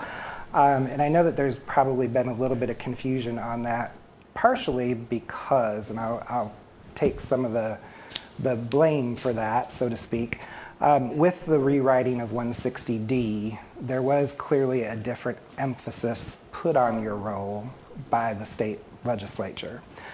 So we really concentrated on that for folks who had been on the Planning Commission for who that had been new.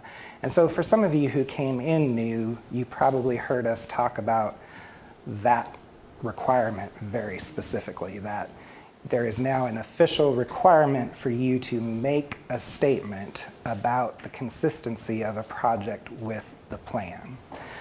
That being said, that also did not wipe away, though, kind of the second piece, which we commonly address in one motion.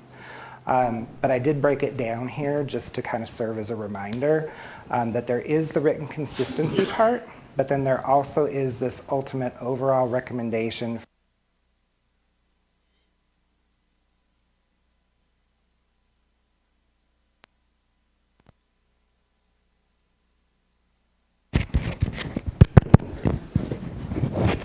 I don't think it slipped, but I'll hold it. How's that? And so part of that recommendation for approval or denial, you can look to some guidance in the actual UDO for that. And for rezonings, you find that in section 461F. And there's 6 points of consideration in that ultimate recommendation. One of those is, again, the plan consistency. But again, just a reminder, for ultimate approval, state law does not require it to be consistent or inconsistent. It can be either and still ultimately approved. So the ordinance does list 5 other things. It used to list just 3, the first 3 that follow. Compatibility of the proposal with nearby zoning and uses, the site suitability, and whether or not it improves the overall balance of uses or it meets a specific demand. For example, a project may propose senior affordable housing. And let's just say that is a very specific objective of our plans. That's one of the things that even if a proposal were inconsistent otherwise, you could call out something like that as your reason for ultimately recommending approval. And it can work both ways. Then when we rewrote the UDO, we added 2 more. The last 2 were about infrastructure suitability and adequacy, and then the preservation of key environmental features. So anybody who's reviewing the plans, whether it's staff, whether it's the Planning Commission, and ultimately, once we get it to the council, I'll bring this back up again. These are the things that are in the UDO that is where your reasoning should be based. So hopefully, again, and we accomplish that at the Planning Commission in one motion. You recommend to approve or you recommend to deny with this of consistency that you're forwarding to the council.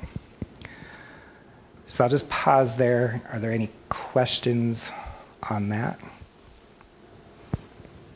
Okay. Similar for text amendments. Again, it's required by 160D now, and there is the UDO mentioned that recommendation is included with your statement of consistency. There are different other criteria, though, and considerations you take into account for a text amendment, and those are listed in 4.63F. And so again, the first one, consistency with the UDO. So not consistency with the comp plan, but consistency with the UDO. Obviously, we don't want to be making text amendments that are incompatible with the rest of the UDO. Changing circumstances, an idea that may not have been considered when we were drafting it. Certainly 20 years ago, there were uses that we're doing today that in the early part of my career, nobody was talking about. So, we could very well encounter something like that in the next couple of years. So that can be a point of consideration. Then, just like the amendment we have on the books currently working its way through the system, correcting errors that are in the UDO currently. And then finally, we know that the state law and the federal law can change, just like it did with 160D. So we can also cite compliance with federal or state law or case law that's been established by the courts.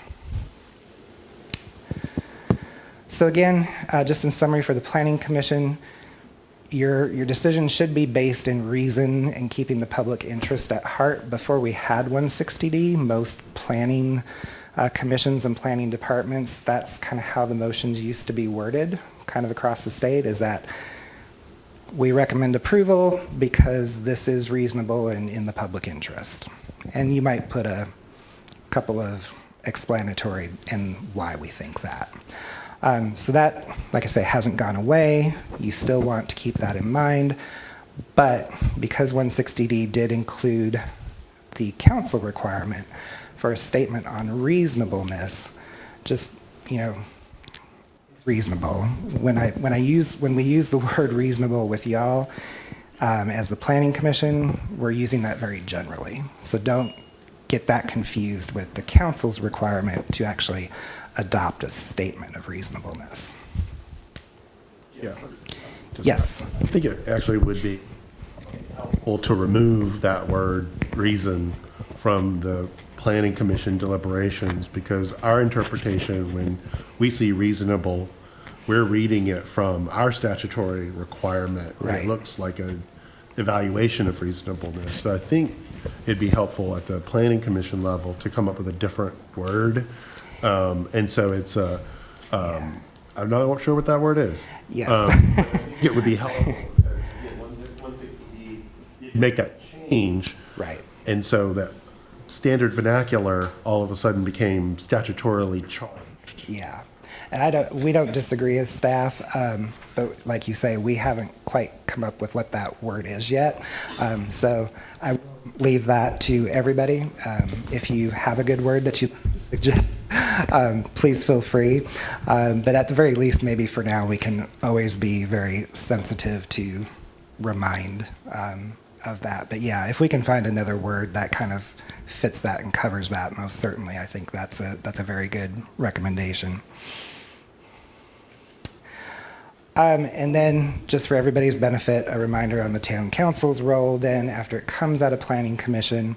The council is then responsible for deciding on that statement of consistency that the Planning Commission has forwarded to them, and then that adoption of the statement of reasonableness, which again is actually only required for rezonings only.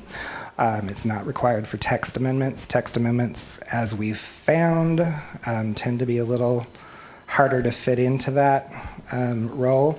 But what we've kind of come up with is that in the past, for council, we relied on the recommendations that were in the plan, and that wasn't wrong, but it probably wasn't best either. Many other jurisdictions that I looked at were doing the same thing, but I realized that it does kind of confuse things. So, and we're going to be pulling all of what's in here now into the consistency part. But since we do have those considerations in 461F, as staff, we will then be reworking the staff report to emphasize the council's statement of reasonableness based on either what's in those 6 considerations. And then state law adds 5, which some of them are very similar to the ones that we have in the UDO. But in state statute, it does refer to things about the size, physical condition, and the attributes of the actual area that the project's proposed for, and anything that may be of concern about that, whether or not there's benefits or identified detriments to neighbors and neighboring property. Again, relationship of the project area to surroundings, that's very similar to compatibility one that we have in the UDO. Again, identified public interest kind of recognizes that there may be something different that's come along, and then changing conditions. So to some degree, there's some overlap, and we'll try to further identify that and simplify that for the council. But you'll see a change in the reasonableness part of the analysis, because we're now pulling the rest of it, what's in the plan, into the consistency analysis. I have a question, sorry. Can you go back one slide? So say no longer use the objectives and the reasonableness of a comprehensive plan, are you saying that will no longer be within the recommended motion, but we still have prerogative to make a statement about reasonableness or not reasonableness based on?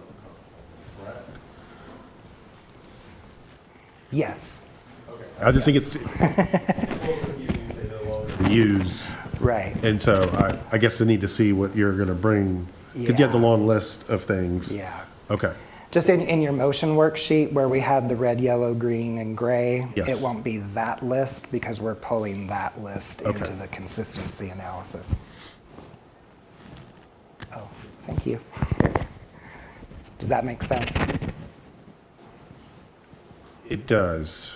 I think it's sort of, inconsistency could be an argument for it not being reasonable, Yes. not necessarily. Right. I'm going to work through this because I just want to make the reasonableness is broad. Yes. And it's very subjective and qualitative. Yeah.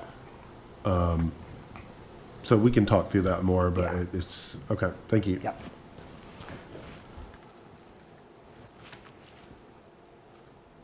Whoops. Don't. Okay, hopefully that won't advance any further. So now I want to turn to the plan consistency and the bulk of what is in your packets tonight. And this may seem very voluminous and overwhelming to some, and to others it may not, maybe the opposite. But I'm going to start with kind of the highest level and then work my way down into the details and explain how it all works together. But basically, I just want to lead in and say that, again, staff will continue to evaluate projects against the applicable portions of the plan. But we need to remember that the plan is not just directed at developers, it's also directed to the town. So there's some of the guiding principles that speak largely, if not exclusively, to the town, and then there's others that speak to both parties and some more to developers. Same with the recommendations that follow throughout the rest of the book. So that's just always important to keep that in mind. And then again, we will be moving the evaluations of the, if you want to call them objectives or recommendations, the book, I don't know that it really makes a distinction of one or the other. But we're going to move those forward in the process instead of leaving that, again, as I noted, to the determination of reasonableness that the council makes. So you'll be seeing this now at the public hearing. And we just have to recognize that from the public hearing, things may change in response to council's comments, in response to planning commission's comments, in response to comments from the public. So that analysis will not stay the same, most likely, from report version to report version. So it may say one thing at public hearing, but then if the applicant responds to those concerns, Planning Commission, you'll see a slightly different level of analysis that reflects the changes that have been proposed. And then the same when it goes back to council. If there's anything additional that's been addressed from the Planning Commission, you should see some adjustment to the review scores back to the council. And it's interesting when you look at other communities across the state. They kind of fall into two camps. The first camp pretty much does it how we have been doing it, where you tend to focus more on the stuff that, yeah, there's a laundry list of things, but here's what's most compliant, and if there's something, glaringly not in compliance, they tend to focus on the two extremes. Raleigh, for example, in their comprehensive plan, just in the first chapter of their land use section, they have over 100 policies and recommendations. Wilmington and some of the communities down in the southeast where I started to kind of focus where we were taking this as staff, had probably still a little bit longer list, but the one thing I do like, I have to say about our ordinance, while it's not structured really rigidly, it is manageable. It's a manageable list of recommendations. Even Wilmington probably had a 10-page list of recommendations, and there were probably 15 on a page, at least. So it is something that, yes, can certainly be overwhelming, but I think our plan is structured in a way that even at its most expansive and detailed look, it's not too overwhelming. But again, using kind of this 5-point scale of strong support, modest support, there might be some things about it that we could go either way, slightly non-supportive, or really they just missed the ball. So that's kind of where we're proposing to take this. Now, Jeff, can I interrupt for a second? Yes. So I think, you'd be able to have, to see how it, what, the score at the first public hearing, then at commission and at council. Is it possible to include the iterations? So when we get to at commission, we're not just seeing a score, we're seeing what it was originally, then how it changed. And I think even council will see how it may help see how it evolves through the process. Yeah, I'm not quite sure what that would look like yet, but we can certainly document how it's shifted. Yeah, we'll find a way to do that. I think too, also, it might be nice if, we get a blank scorecard that maybe we can do our own evaluation and see if we're on the same page or not, or. And we'll talk about that at the end. I'm getting ahead of the game.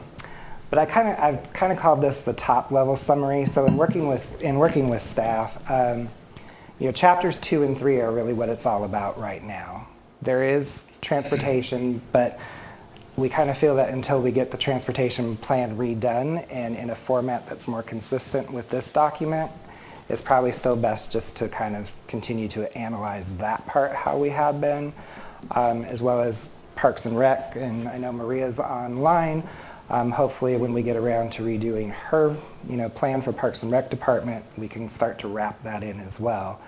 But chapter 2 is about the growth framework. That's where all the maps are. That's where all the crosswalks are. For the most part, not everything, but for the most part, that's almost a yes or no.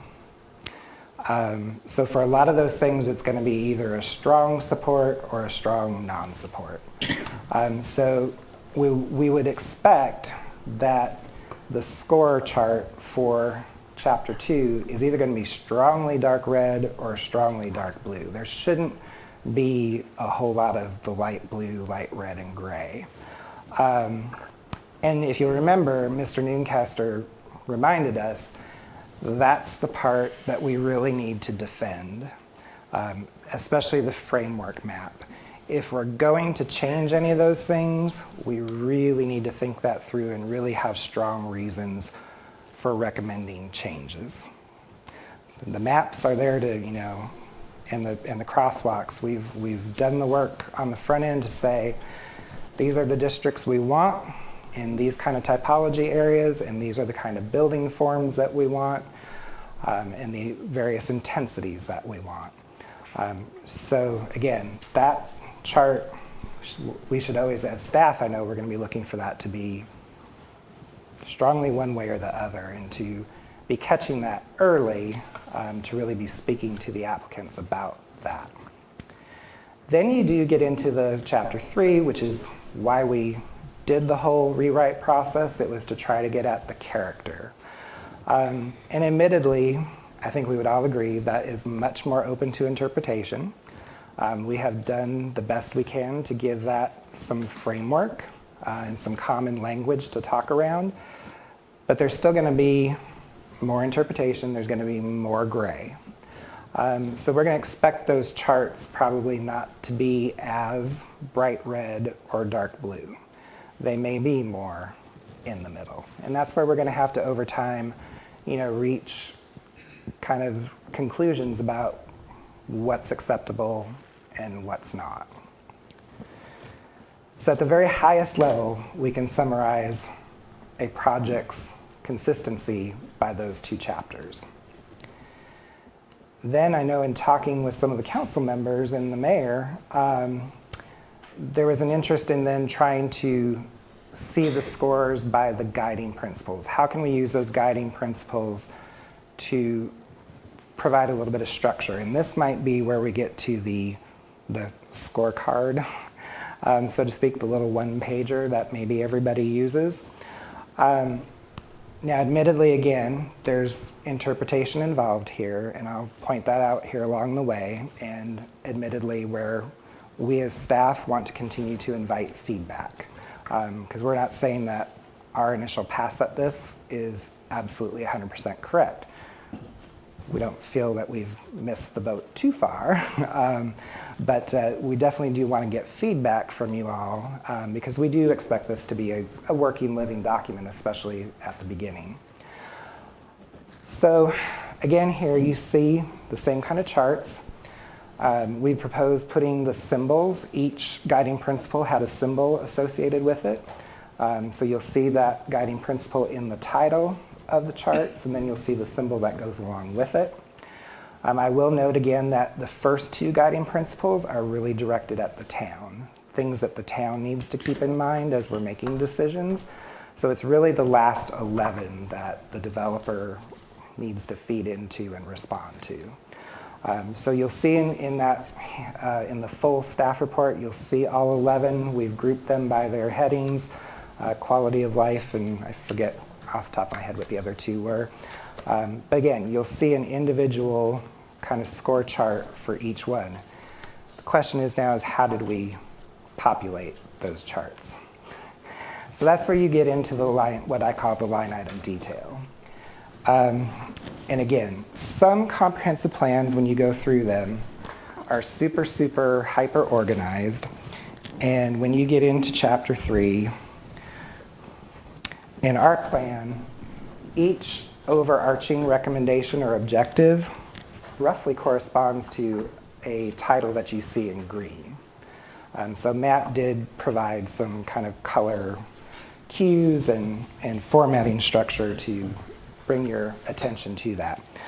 So as staff, we went through and we reread chapter 3 from front to back, and tried to pull out very succinctly, using the exact language when we could, paraphrasing when we had to. But again, our intent was not to inflict any change in what it meant, but just to try to give it a little more succinctness for this chart. So if anybody has any questions, objections, recommendations for maybe how something's worded differently, please feel free to reach out. But that chapter is organized by themes, and so we've structured our chart to reference that. It should provide a clear connection to the reader. Whoops. Where did my mouse go? Because we did include page numbers, so you can see where that particular line item is being pulled from. We did give it a numbering system just for convenience, so that 1A doesn't mean anything except for the chart itself, so that when we're engaged in discussion, we can say, hey, I have a question about 1C, and we all know what we're talking about, because they are not numbered in the plan. And I'm sorry, I keep hitting a shortcut key. Problem of having your props and the presentation in close proximity to each other. And then we use the symbols, again, for the guiding principles so that you can see how we've tied each recommendation or objective back to the principles at the very beginning. So again, a lot of interpretation here on our part as staff. If you feel that there's something that's, let's just say for number 1, you feel that that really doesn't speak to Parks and Recreation, let us know. But we've tried to take a very comprehensive reading of those recommendations and looking at all of the guiding principles and saying, yep, this recommendation plays into us furthering this principle. And so the The icons were kind of the easiest way we could think of to do that. And then you'll see in the right-hand column a score for that particular recommendation and how the project fits. Now, not every recommendation may be applicable to every project. So in some cases, you may see an NA. That is just not applicable. The recommendation may be specific to residential projects, and the project at hand is a commercial retail project. So certainly those are not going to be applicable, but if there's things that speak to mixed use that go with that particular area, you may see that start to play in that way. I have a question. Yeah. Maybe now I'm understanding, because I have a lot of other questions about scales and weighting and these things that are kind of, especially when you start talking about using a system and then wanting to compare projects over time to each other, it plays in. So this here, so that has the symbols for those other framework items. Mm-hmm. Does that mean that that point is going into each of those? Yeah. Oh, I don't, okay. Yeah. Okay. Well, and that's, yeah, we're trying to keep this somewhat simple and not trying to introduce a weighting system if we can avoid that. Then you're counting it twice. Or actually, you're counting it 5 times. Yeah. So we're not looking for the principles necessarily to be discrete. But if you are interested in how it's addressing the environment, we can at least point to those 9 or 10 criteria and speak to it. So yeah, the guiding principles shouldn't be looked at as like this comprehensive whole, but if you are interested in, hey, are we meeting our expectations for how this project's addressing the environment, you can look at that singularly.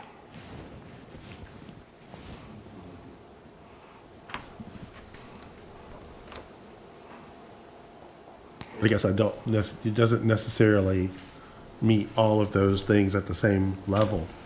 Right. So you've got 6 things, and it's like strong for one, very strong, weak for another. Then you're also then averaging that in that arrow, and then pumping that average back into that framework item. And I don't think that doesn't really reflect the strength of that item within that framework item. You could dilute it, or it could make it stronger. Yeah. So I have feedback. Yeah, we definitely, there's definitely room for improvement, and maybe we were too broad in saying what principles each one should feed back into. So if you feel there's a greater discrepancy, that it really feeds back to these principles more strongly, and yeah, it does feed back to these, but not to the degree of those, then maybe we drop those and let the other recommendations to which a recommendation speaks. So in more this strongly. situation for 1A, for example, you'd be better off rating each of the framework items individually and not trying to combine them into one rating. Yeah. Right? Because otherwise it becomes recursive almost. Right. But yeah, I can write that out. Sure.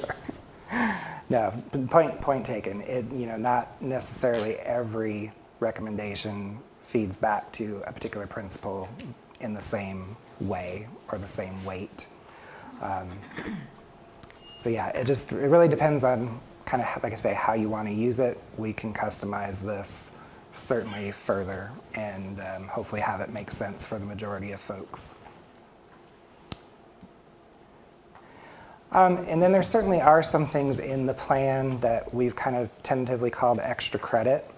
The plan does acknowledge that there's some things that need to be worked on still, like we're not there yet.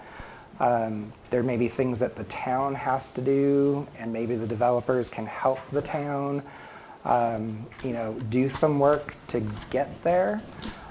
So we did kind of pull out a separate list of things. There's not a whole lot. I think right now we only had 5 or 6. 6, I believe, is what we had. And again, that's just to kind of acknowledge and things that you can take into consideration that, all right, this project may be on the border in some respects. It does fairly well.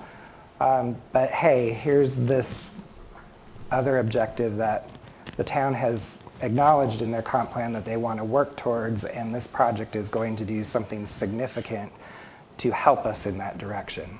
And it just kind of is something that you can look to see, yeah, it might be the thing that ultimately sways you or really reinforces that, hey, you know, this project is one that we do want to support, because not only is it being consistent in promoting our guiding principles, but it's even doing this extra thing that we're probably otherwise not quite ready for.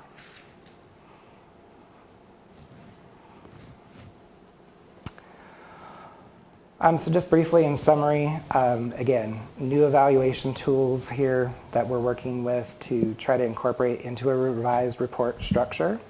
And again, we talked about the scores changing from report to report as the project's revised. Another goal was to rely less on our over verbose at times narratives that talk about the consistency and try to introduce more graphics and things that are easier perhaps to comprehend, but also to provide clear connections from our staff reports back to the actual plan document. That's probably the most important goal of all, so that everybody can see, you know, how we're processing it and how we're coming to our conclusions. And again, we do have to keep in mind, I think, that, you know, everyone worked on this plan. Everybody who's sitting up there worked on this plan. Mayor Gupton, even though you weren't the mayor yet, you were still there at all of our you know, public workshops, and certainly very involved from a public standpoint, even before you were mayor. But hopefully, and we're still going to each be looking through our lens. We're going to be looking through our professional planning lens. Various members of the Planning Commission, you have your areas of expertise that you bring, whether it's transportation, environmental work and natural resources, landscape architecture, you name it. We're each still going to have our own individual lens. But hopefully, using this 5-point scale, we would hope that our differences are more on the nature of 1 degree. You know, we may rank it modestly supportive. Hopefully you're either ranking it modestly supportive as well, or strongly supportive, or maybe a little bit of both, but not way at the other end. Hopefully the exception is those things that are more like a 2 degree of separation. But even that being said, what we hope as staff is that if we see that, we know then, obviously, that there is a difference of opinion. And hopefully this tool can help us focus our discussions so that they're not necessarily so broad about, you know, just compliance with the plan. You say it's compliant, we say it's non-compliant. We can actually dig down and have hopefully very meaningful discussions about, okay, here's why that difference of opinion is coming about. What do we need to refine and come to an agreement on to hopefully not have that wide discrepancy happening in the future, and come to an understanding of what it is we really want. So I do think that even though we hope that doesn't happen frequently, even if it does, at least we can, like I say, hopefully identify it, use it as a positive, and be able to have those discussions of, okay, where are we having a disconnect? So where to from here? Like I say, we intend this to be a working tool. We invite contributions on any missed items. If you think there's something that we missed out of the plan that should have been in the line item detail, please let us know. Thoughts on recommending those connections like we were just talking about, and maybe how to do that better with the weighting and scoring. And then we do hope to begin incorporating this, though, into our staff reports beginning on February 20th. We will certainly note if there's things that we're working on. We will take good care to note that this is still a work in progress, but it's still a tool that we can begin to use, and especially to have conversations with the developers. If nothing else, it can help show them where they're missing the mark, even if we may still agree that there's details in how we want to use it, and differences of opinion on things, I think it still will help us communicate from the get-go where folks are missing the mark and where they're hitting it. So that's what I have as far as a presentation for this tonight. You did also, I'll just briefly mention before I open it up for questions again more generally, we did hand out to you tonight a couple of flow charts, specifically for the rezonings because that involves both of you. Since we don't have those flow charts in the ordinance anymore, I know several folks have asked if we could reproduce that, and so we've been working with the mayor to refine these, and thanks to Mari Howe again for putting together some new templates for us that we can put some of our new work on. These are just general flow charts of both a Tier 1 and a Tier 2 rezoning process. Feel free to use that for your own benefit, for the benefit of neighbors that you talk to who want to understand the processes and where their opportunities for public input come. And if you want more copies at any time, please let us know. We can also provide you with an electronic PDF version that you can print or share and email to your heart's content. And if there's any other processes that you'd like to see sooner rather than later, please let us know as well. So with that, I will end my spiel. Man, oh man, Jeff, you have done the impossible. You have done what they said couldn't be done. I had asked early on, can we get a one-page flow chart for a zoning thing? Hey, you've done it not only for Tier 1 and Tier 2, and by you, I mean you and your team and Rodney and Jody and John and Terry and everybody who's worked on it. So you did what they said couldn't be done. You know, you made a flow chart that even a rookie mayor can read and get some idea of what's going on. So that's unbelievable. And then you went a step further when I started asking about, well, let's get a one-page scorecard or something. I'd heard Philip talk about the Raleigh Art Commission that he's on, and they have these little cards and they fill out things about art. And if you can figure out how to judge art, you can figure out how to judge this stuff. So you've done an unbelievable job. You took it to the next level. And sometimes I need to restate the obvious.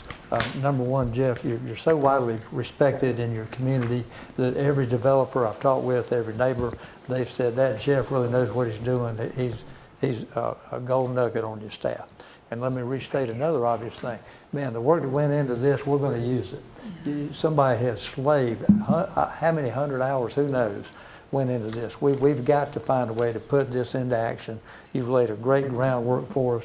I'm going to discuss in a minute some next steps. In the same way, don't forget, we still have to go by the building code. And that's what you've done is you've taken this whole thick book and taken parts of it where we can understand it. So thank you. Mm-hmm. This is what it's about, communicate and understand. One of the most the meaningful things to me that you said, Jeff, was this is to precipitate meaningful discussions. This helps us have meaningful discussions, speaking the same language, working toward the same goal. So I can't thank you enough. Now I'm going to give you my idea of what we do next, and then we can have comments on everything that we've heard, or we can just go home and save it till next time because we got a long ways to go. This is a huge start. It's a historic start, but Rome wasn't built in a day. We're not going to learn all this tonight. We're not going to figure out how to do it all tonight. We ain't got enough time, but we're going to keep working at this in a systematic, consistent way for a long time to come. We've got to take the groundwork that's been laid and figure out how to implement this, how to use it, how to make good decisions based on all this work, all these laws, all these rules that we have to adhere to. So what I'm going to do is appoint a task force, and it's going to focus on Garner Forward and the UDO. It's going to talk about the process. The goal is to have effective and efficient meetings that produce good decisions. And that's why you're in these chairs, because you can help us make good decisions. If it was all punching the data into a computer and spitting out a yes or no, we could save a whole lot of time, but that ain't it. This takes human intervention, human judgment, and that's what we're going to be working on. And I want Task Force, I'll let them come up with their own name. You can call it the Good Decisions Task Force, the Effective and Efficient Meetings Task Force. You can call it the Focus on Garner Forward process, but it's all of those things. And I want it to be wider than just how does I'm going to pick on Philip and his art measurement scorecard, which is a good scorecard. I was talking to Ralph about it, and he said, well, I've already made me one. I've condensed 11 principles into 5 for efficiency, and I can score it just that fast on the run. Okay, somewhere between that and Jeff's scientific engineered model, we're going to find how to make good decisions. And maybe some of both, I don't know. And I'm not going to decide tonight, but we're going to have this task force to help us do that. And they're going to look at things not just about these details, but in my mind, they're going to talk about how we develop the tools and the training and keep doing the training to where we can do this stuff. It's an ongoing process. And we might even need to review our meetings themselves. You know, for example, right now the town council has 2 regular sessions per month and 1 work session, which this is. Maybe it should be the other way around. Maybe it should be 2 work sessions and one regular session. I don't know. Maybe there's 2 of each. I don't know. Maybe one of them should be in the daytime, which might be easier on staff. Y'all have already worked how many hours today? I see you over there and appreciate it. But we need to figure out the most effective and efficient way to do this. And we need to start at the bottom, and we need to work up. So that's going to be what you'll hear from me within the next week, is a little more detail about the focus of that task force and the composition. But right off the top of my head, we're going to have a chairperson, and I've already asked, invited, and got an acceptance from Mr. Dellinger to be the chairperson of this task force. I'd like to have 1 more council member on it. I'd like to have 2 planning commission members on it, 2 staff members, and a town manager. We need some high-level supervision and integration of this ongoing task force. So that's my idea. That's the next step that I have in mind. Because the question I always ask, after this much work and after Jeff's unbelievable presentation tonight, so what do we do next? And it's not answer all the questions tonight, but to start a process that will answer the questions and help us reach our goal. So that's my snapshot. And now I'll do like Jeff did, and I'll shut up for a minute. And with that, knowing that what our next step will be, I'm going to ask, I'll start with our guests at our joint session tonight. John, Philip, and the rest of you over here, you have questions, observations, comments you'd like to make about what we've been talking about for the last hour or so. Go ahead and open it up to my... I'll do it. I can't speak for my fellow Planning Commission members, but I am excited about what I saw. I really like the notion of the scoring system. And my reason is that, at least at a Planning Commission meeting, instead of my trying to determine, like what Ralph or John just said, and where they're standing on how they're feeling, which way to go, I might have their scores, which may help discussion. So I'm excited about that.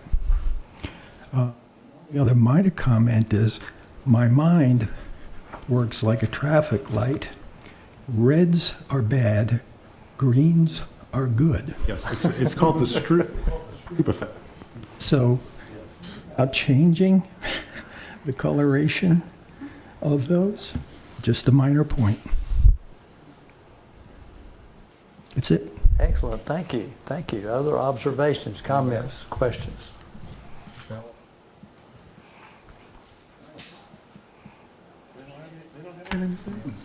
How y'all do that to me every single time? Okay, Philip, pressure's on you, man. Come on.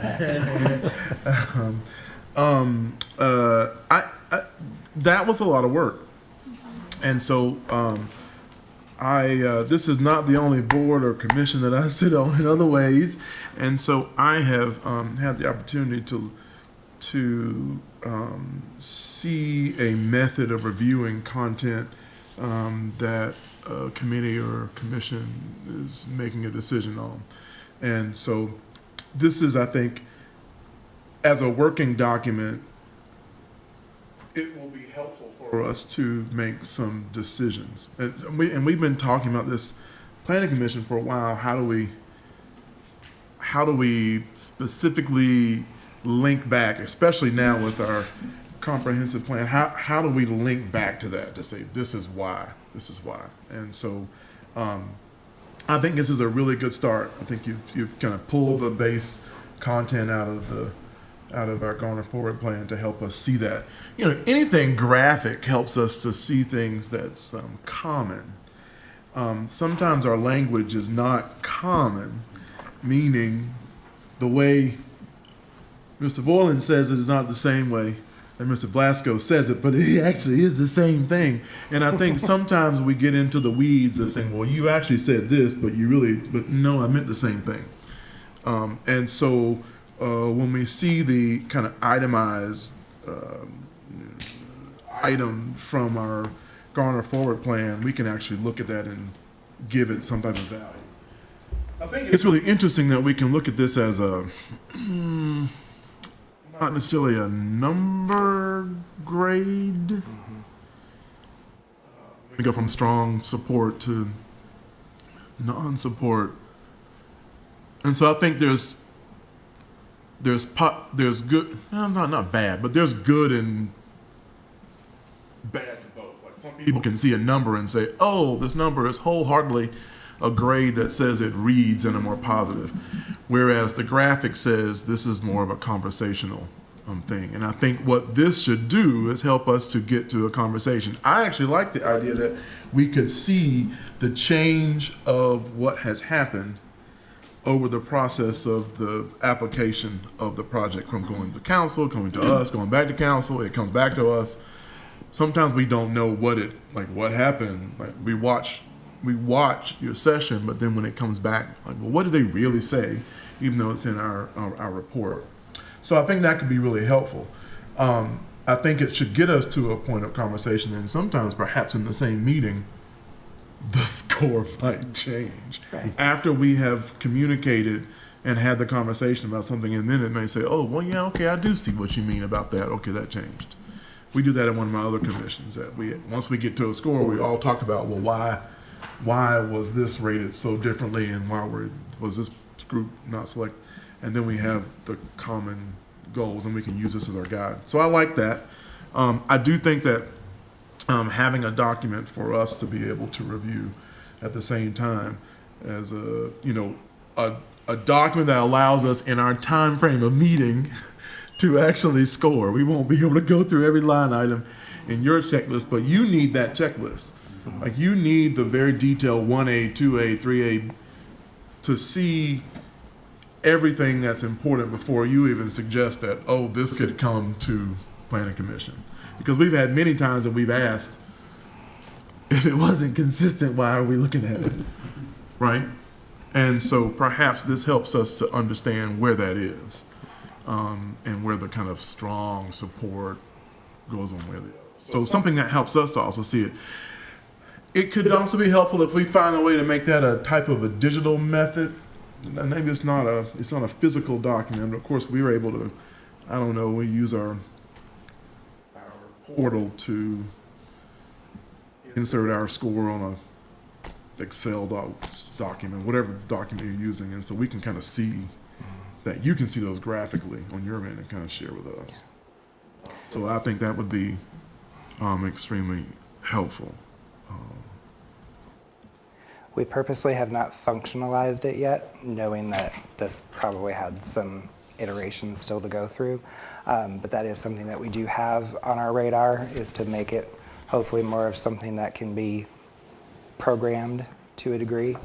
And just in getting back to the whole strength versus numbers, the reason we really feel strongly about the strength scale as opposed to numbers is that I really don't think you want to a position of having a numerical score, because then that leads to the implication that there's some minimum score that folks would need to achieve to be approved.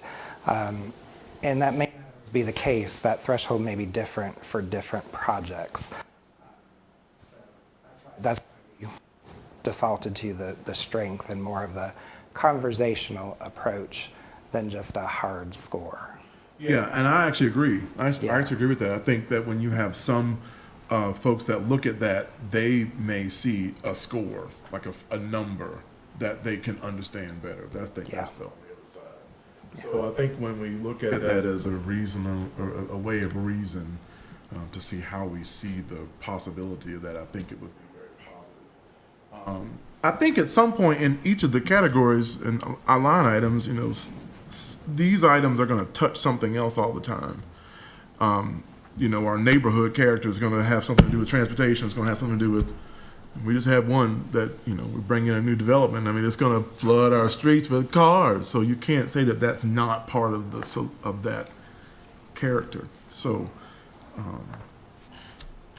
I think, you know, as you all develop it, I definitely think whether it begins to adjust slightly or not, I think it's worth, you know, testing it as a model, whether it's finished or not, because it doesn't mean that you can't use it as a way of adjusting and seeing how it works. And oh my gosh, how great would it be if actually what we thought would work actually does? Like, that's the wonderful thing. And even the wonderful thing about that is if we see that it doesn't work well, we know how that we can potentially fix it. And I think there's good in both ways. I think that's all I have. Okay. That's what you do. You make me say those things. And then We'll come back to you. You'll have more to say. I know you will. So, no, I appreciate this document. I think it's going to be incumbent on the Planning Commission, and I think maybe staff to help guide us along. And this book will really help that matter, is to really understand our charge of consistency and not consistency. I think so often previously that the area of reasonableness was sort of blurred in a lot of our discussions. And, you know, I don't think we're charged with approving something or not approving because we don't like it. That's their prerogative, not ours.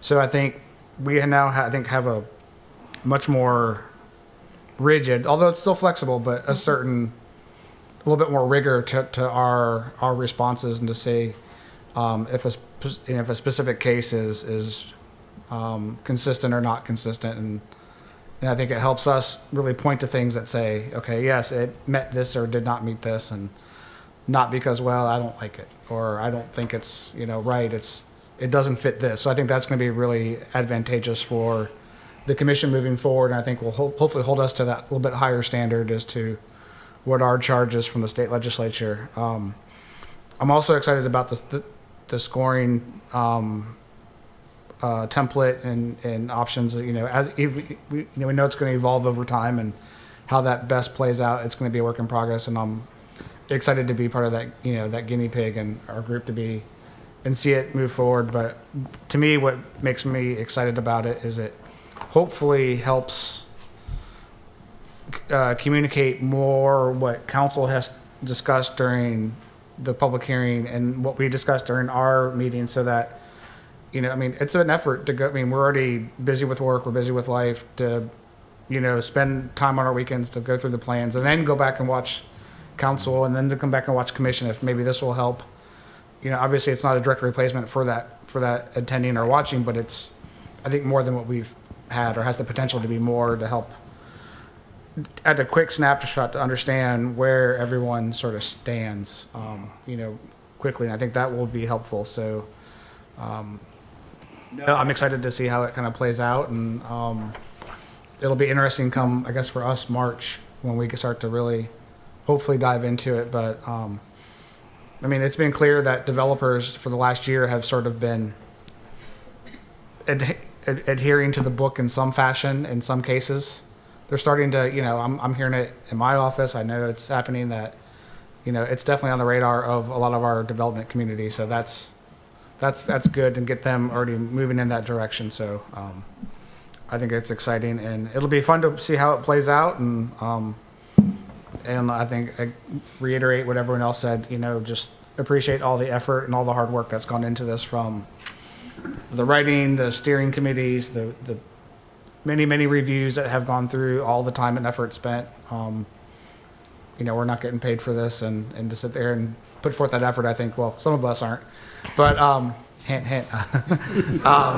Following up on your previous conversation earlier in the meeting, no, I kid, but I think a lot of effort's gone into it, a lot of volunteer effort's gone into it, and it's been, just appreciate everyone's time and energy. Thank you, John. Thank you, John. And let's start with Ms. Behringer with any observations, comments? I sent a comment to Mr. Trusenberg earlier today. I was just blown away at this document and how thorough it is.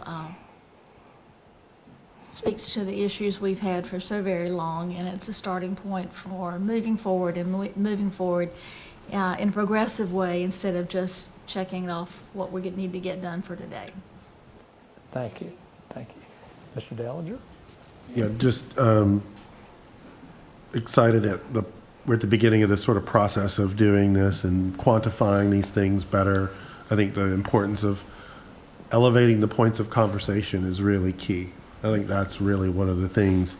And to Mr. Blasco's point, I think that communicating that council from, the 160D change to flip-flopped. But I think getting that better communication and sort of being liaison to you guys, let's find a way to concisely convey that, either in data, but also in sort of a report form, so y'all can kind of get to this central issues. I have other feedback, but I think the color one is a big one. It's a real psychological, it's a psychological principle that red means bad. So if we can get that to green and the other to red, that's going to take care of half my problems. Just a joke. Yeah, I'm excited that I think this opportunity, once we kind of get through some of the data gathering pieces, testing this tool, I think we have projects that we have approved in the past several years that are now coming out of the ground. They actually provide an excellent opportunity to use the tool on those and say, okay, we don't like this one, let's rate it. By our rating, it looks like we should like this. And vice versa, we can see ones we really like, and if they score low, so something's not translating. So I think as staff use and develop the tool, we've got a whole test bed of projects out there that we can verify and see that this come out how we thought it would, because as we move forward with the tool, we hope the outcomes and the outputs are consistent with the ratings and the numbers we're generating. So I'm excited for the work that we need to do as a group. And I think to John's point, planning commission are all volunteers. That should be applauded all over town, because the amount of work that you guys have put in over the past years is a lot.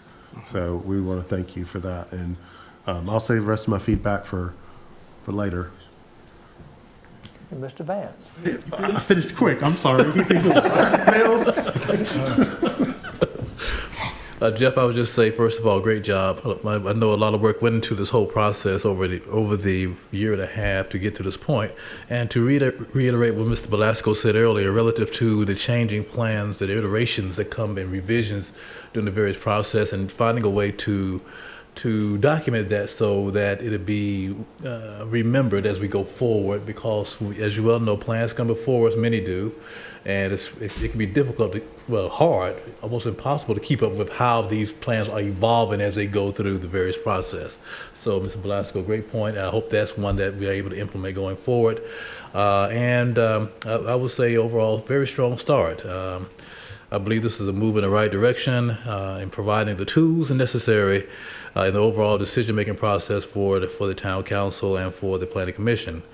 I know that revisions and fine-tuning of the plans will be a continuous process as we go forward, but I would say great start overall. Thank you. Mr. Singleton?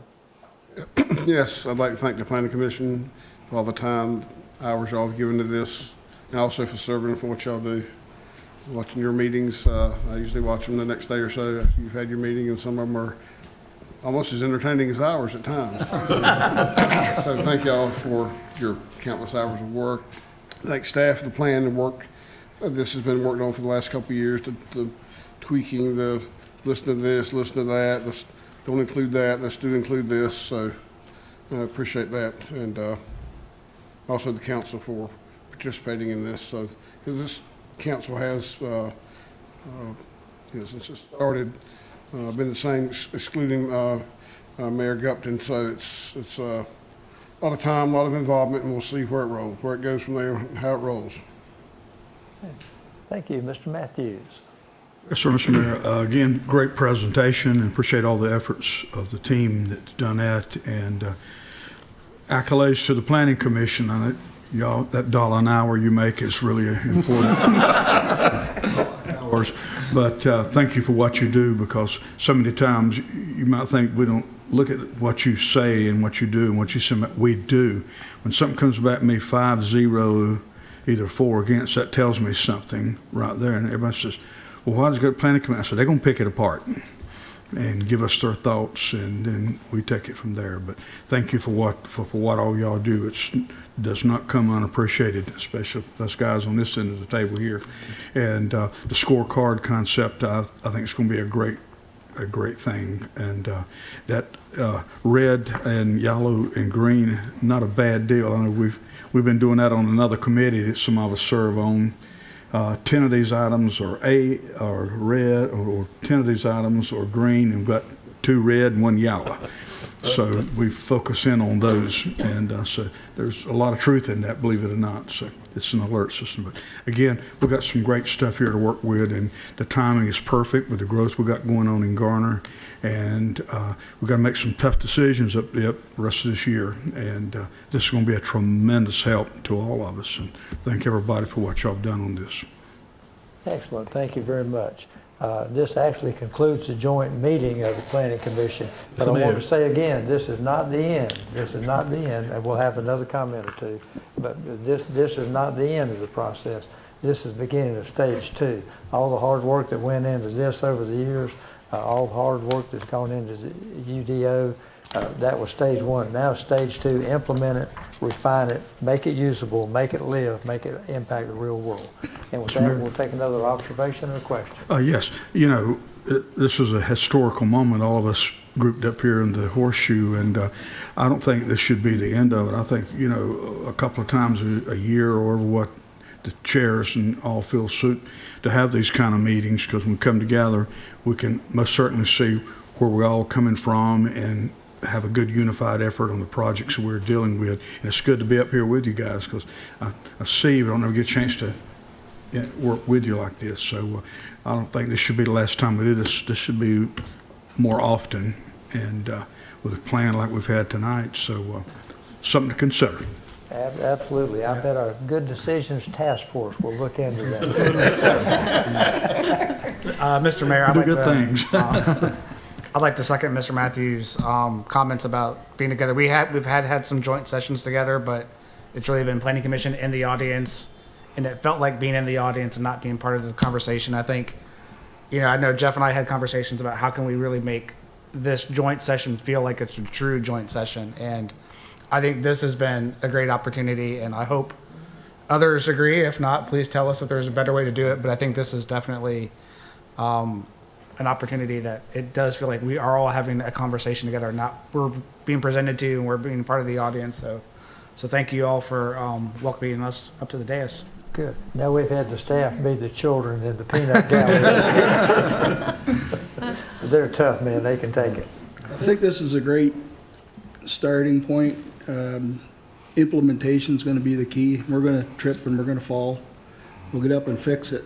But the end goal, creating more dialogue between the staff, commission, and council, and have that feedback through different presentations, I think is going to be an immense help to this whole process.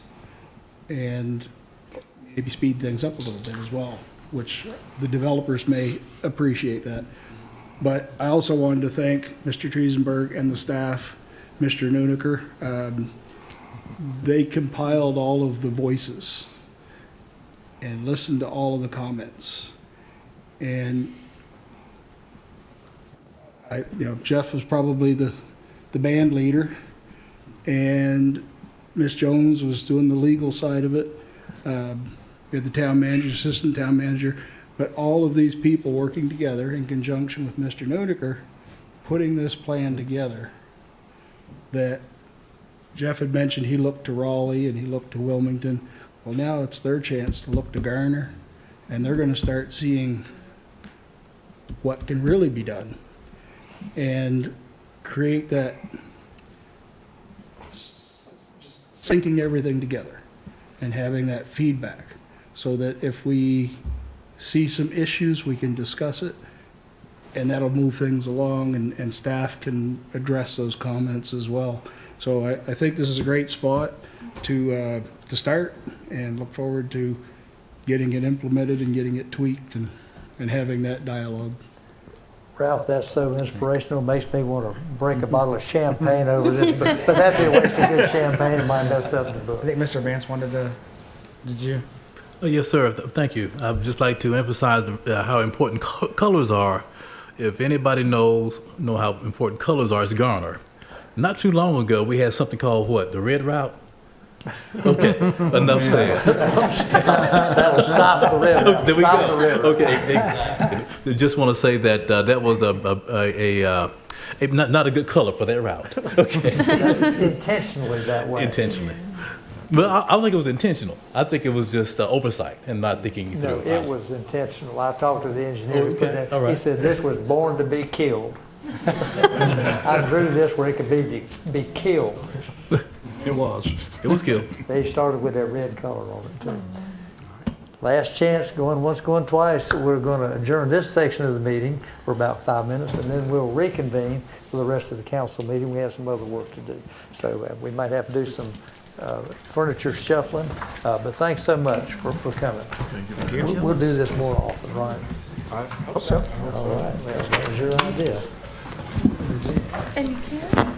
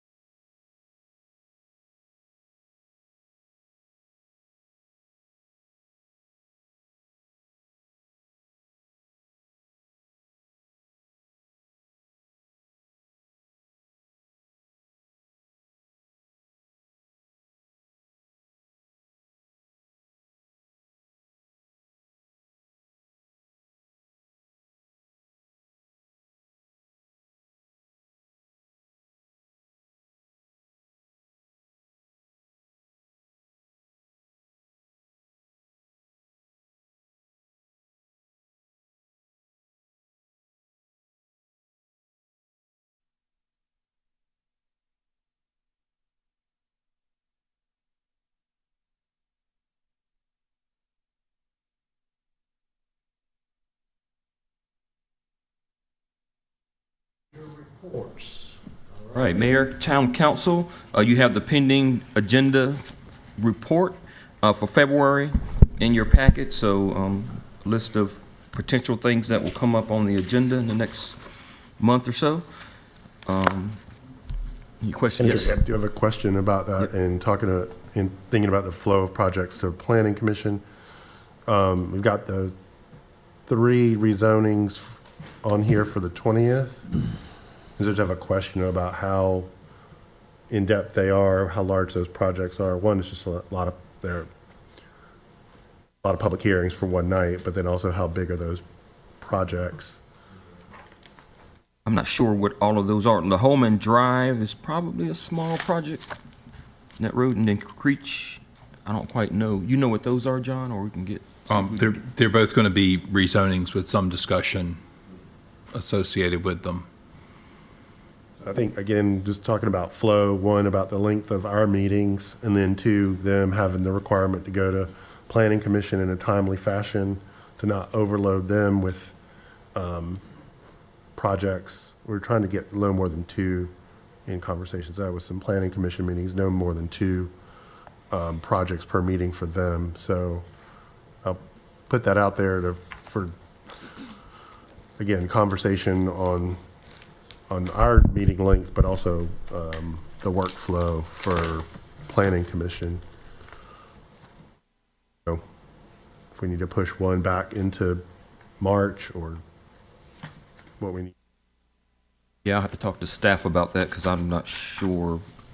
That is correct. Any deadline, because they're gonna pile up somewhere down the line. But, Yeah, I've looked at these. Holman Drive is a very simple, short one. That's not going to take any length of But time. I was thinking it probably would be. I looked at these last night. I pulled them up. The other 2 you can do. I mean, I don't think you're going to see the crowd that we saw from the 401 project, but they will be impactful projects. But the Holman Drives are rather simple. Okay. Wilmington Towns, I'm familiar with that one off of Jones Sausage Road there, but 1306 Creech, not quite sure what that one is. But not by the address. There's multiple projects on Creech Road, so it's hard to say. Some are single family and townhomes. There's multiple projects. But if you could send to council over the next week descriptions of what those are, like how many units, and just to have a better idea for or a link to them somewhere on SharePoint.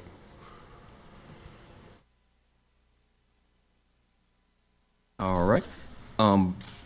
Next thing I had for you, you should have in front of you a couple of sheets with events. The one is the downtown events, just some of the things they're going to have over the next few months on into the fall. Some of the things we've seen, April Foods Day is the next thing coming up in April. Market on Main, and of course a lot of these are outdoor events, so you're not going to see too many in the next couple of months, but once the weather breaks and turns warmer, you'll see a series of events happening fairly often downtown. And then we also have, it says mark your calendars, some of the Parks and Rec events, a lot of things that are out at our parks or either at the Garner Performing Arts Center, and just a variety of things for residents of all ages. So just look forward to having those and presenting those to the public. So if there's any questions about that, these are some things that our marketing staff and communication staff put together. A lot of these things can be found on the website. There's a calendar on the website and also a calendar on the app, and a lot of these things will be on that calendar, highlighted on that calendar by day. So just some of the tools we wanted to bring to you to show you what we got going on. The other thing I was going to mention is City Vision, which is the North Carolina League of Municipalities Conference. That will be April 23rd to the 25th. They just came out with their schedule. That will be in Winston-Salem. And so if you could let Ms. Gibson, the town clerk, know if you want to attend that, and she can get you registered. April 23rd through the 25th.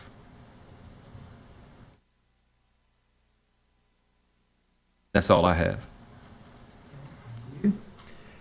And we have some attorney reports. No report this evening. Okay. And how about council reports? And we'll start. Council, does anything to report? Nothing this evening, sir. Mr. Dell? Yes, sir. Couple things. I attended the Downtown Garner Association retreat last week. Very busy, packed meeting. Looking forward to some of the activities and changes that are going to come forward afterward. And I also want to publicly thank Ms. Harrison for explaining to me about the speed humps on Main Street, that they are not elevated than speed humps in other places, but that the traffic is slower on Main Street. So the bumps don't seem as severe as they do on places where people are hitting them pretty fast. But that's good to know, to be able to explain to the public that has to do with their speed and not the height of the hump. So. Mr. Singleton? Yes, the two projects that were talked about, the Wilmington Towns project is 55 single families, 61 townhomes on 39.5 acres. The 1306 Creeks Road is on 39 acres, 300 apartments and 40 townhomes. So that's what those two projects are involved. Interesting, we put the speed humps on Pool Drive, and they've had the radar down there for the last few days. So obviously, people are driving fast between the humps. They must be. I'm assuming that's why it's there. So anyway, just wanted to, if you've been by there, you've seen it. So that's all, Mr. Mayor. Thank you. Mr. Matthews? Nothing this time, Mr. Mayor. Okay. Well, let's move right page, which is there's some items that might need to be addressed in a closed session. Yes, sir.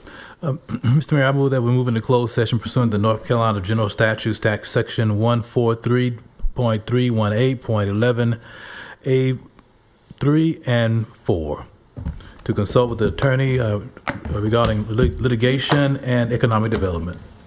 Thank you for the motion. Is there a second? Second. Motion by Mr. Vance, second by Mr. Matthews. All in favor of this motion signify by saying aye.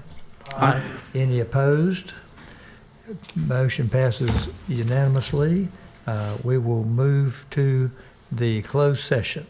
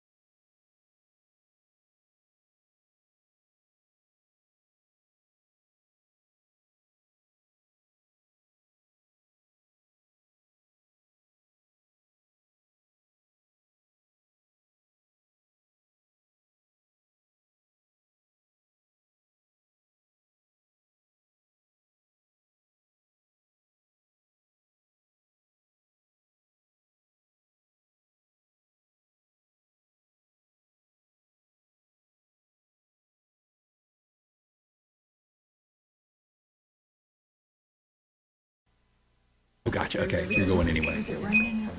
And there's a chime. We will resume the open session if the chime will stop. Okay, driving me crazy. Jeez. Okay. We're back in the open session, and I will ask the town attorney to summarize any action taken. Thank you, Mr. Mayor. Town council met with staff to discuss potential litigation and economic development. Direction was given to staff, but no formal motions or votes were taken. Thank you very much. If there's no other business, I will look for a motion to adjourn. So moved. Second. Mr. Vance moved and Mr. Matthews seconded. All in favor of adjourn signify by saying aye. Aye. Any opposed by no. Motion passes unanimously, and we will now adjourn the meeting. Thank you. And thank you, Rick.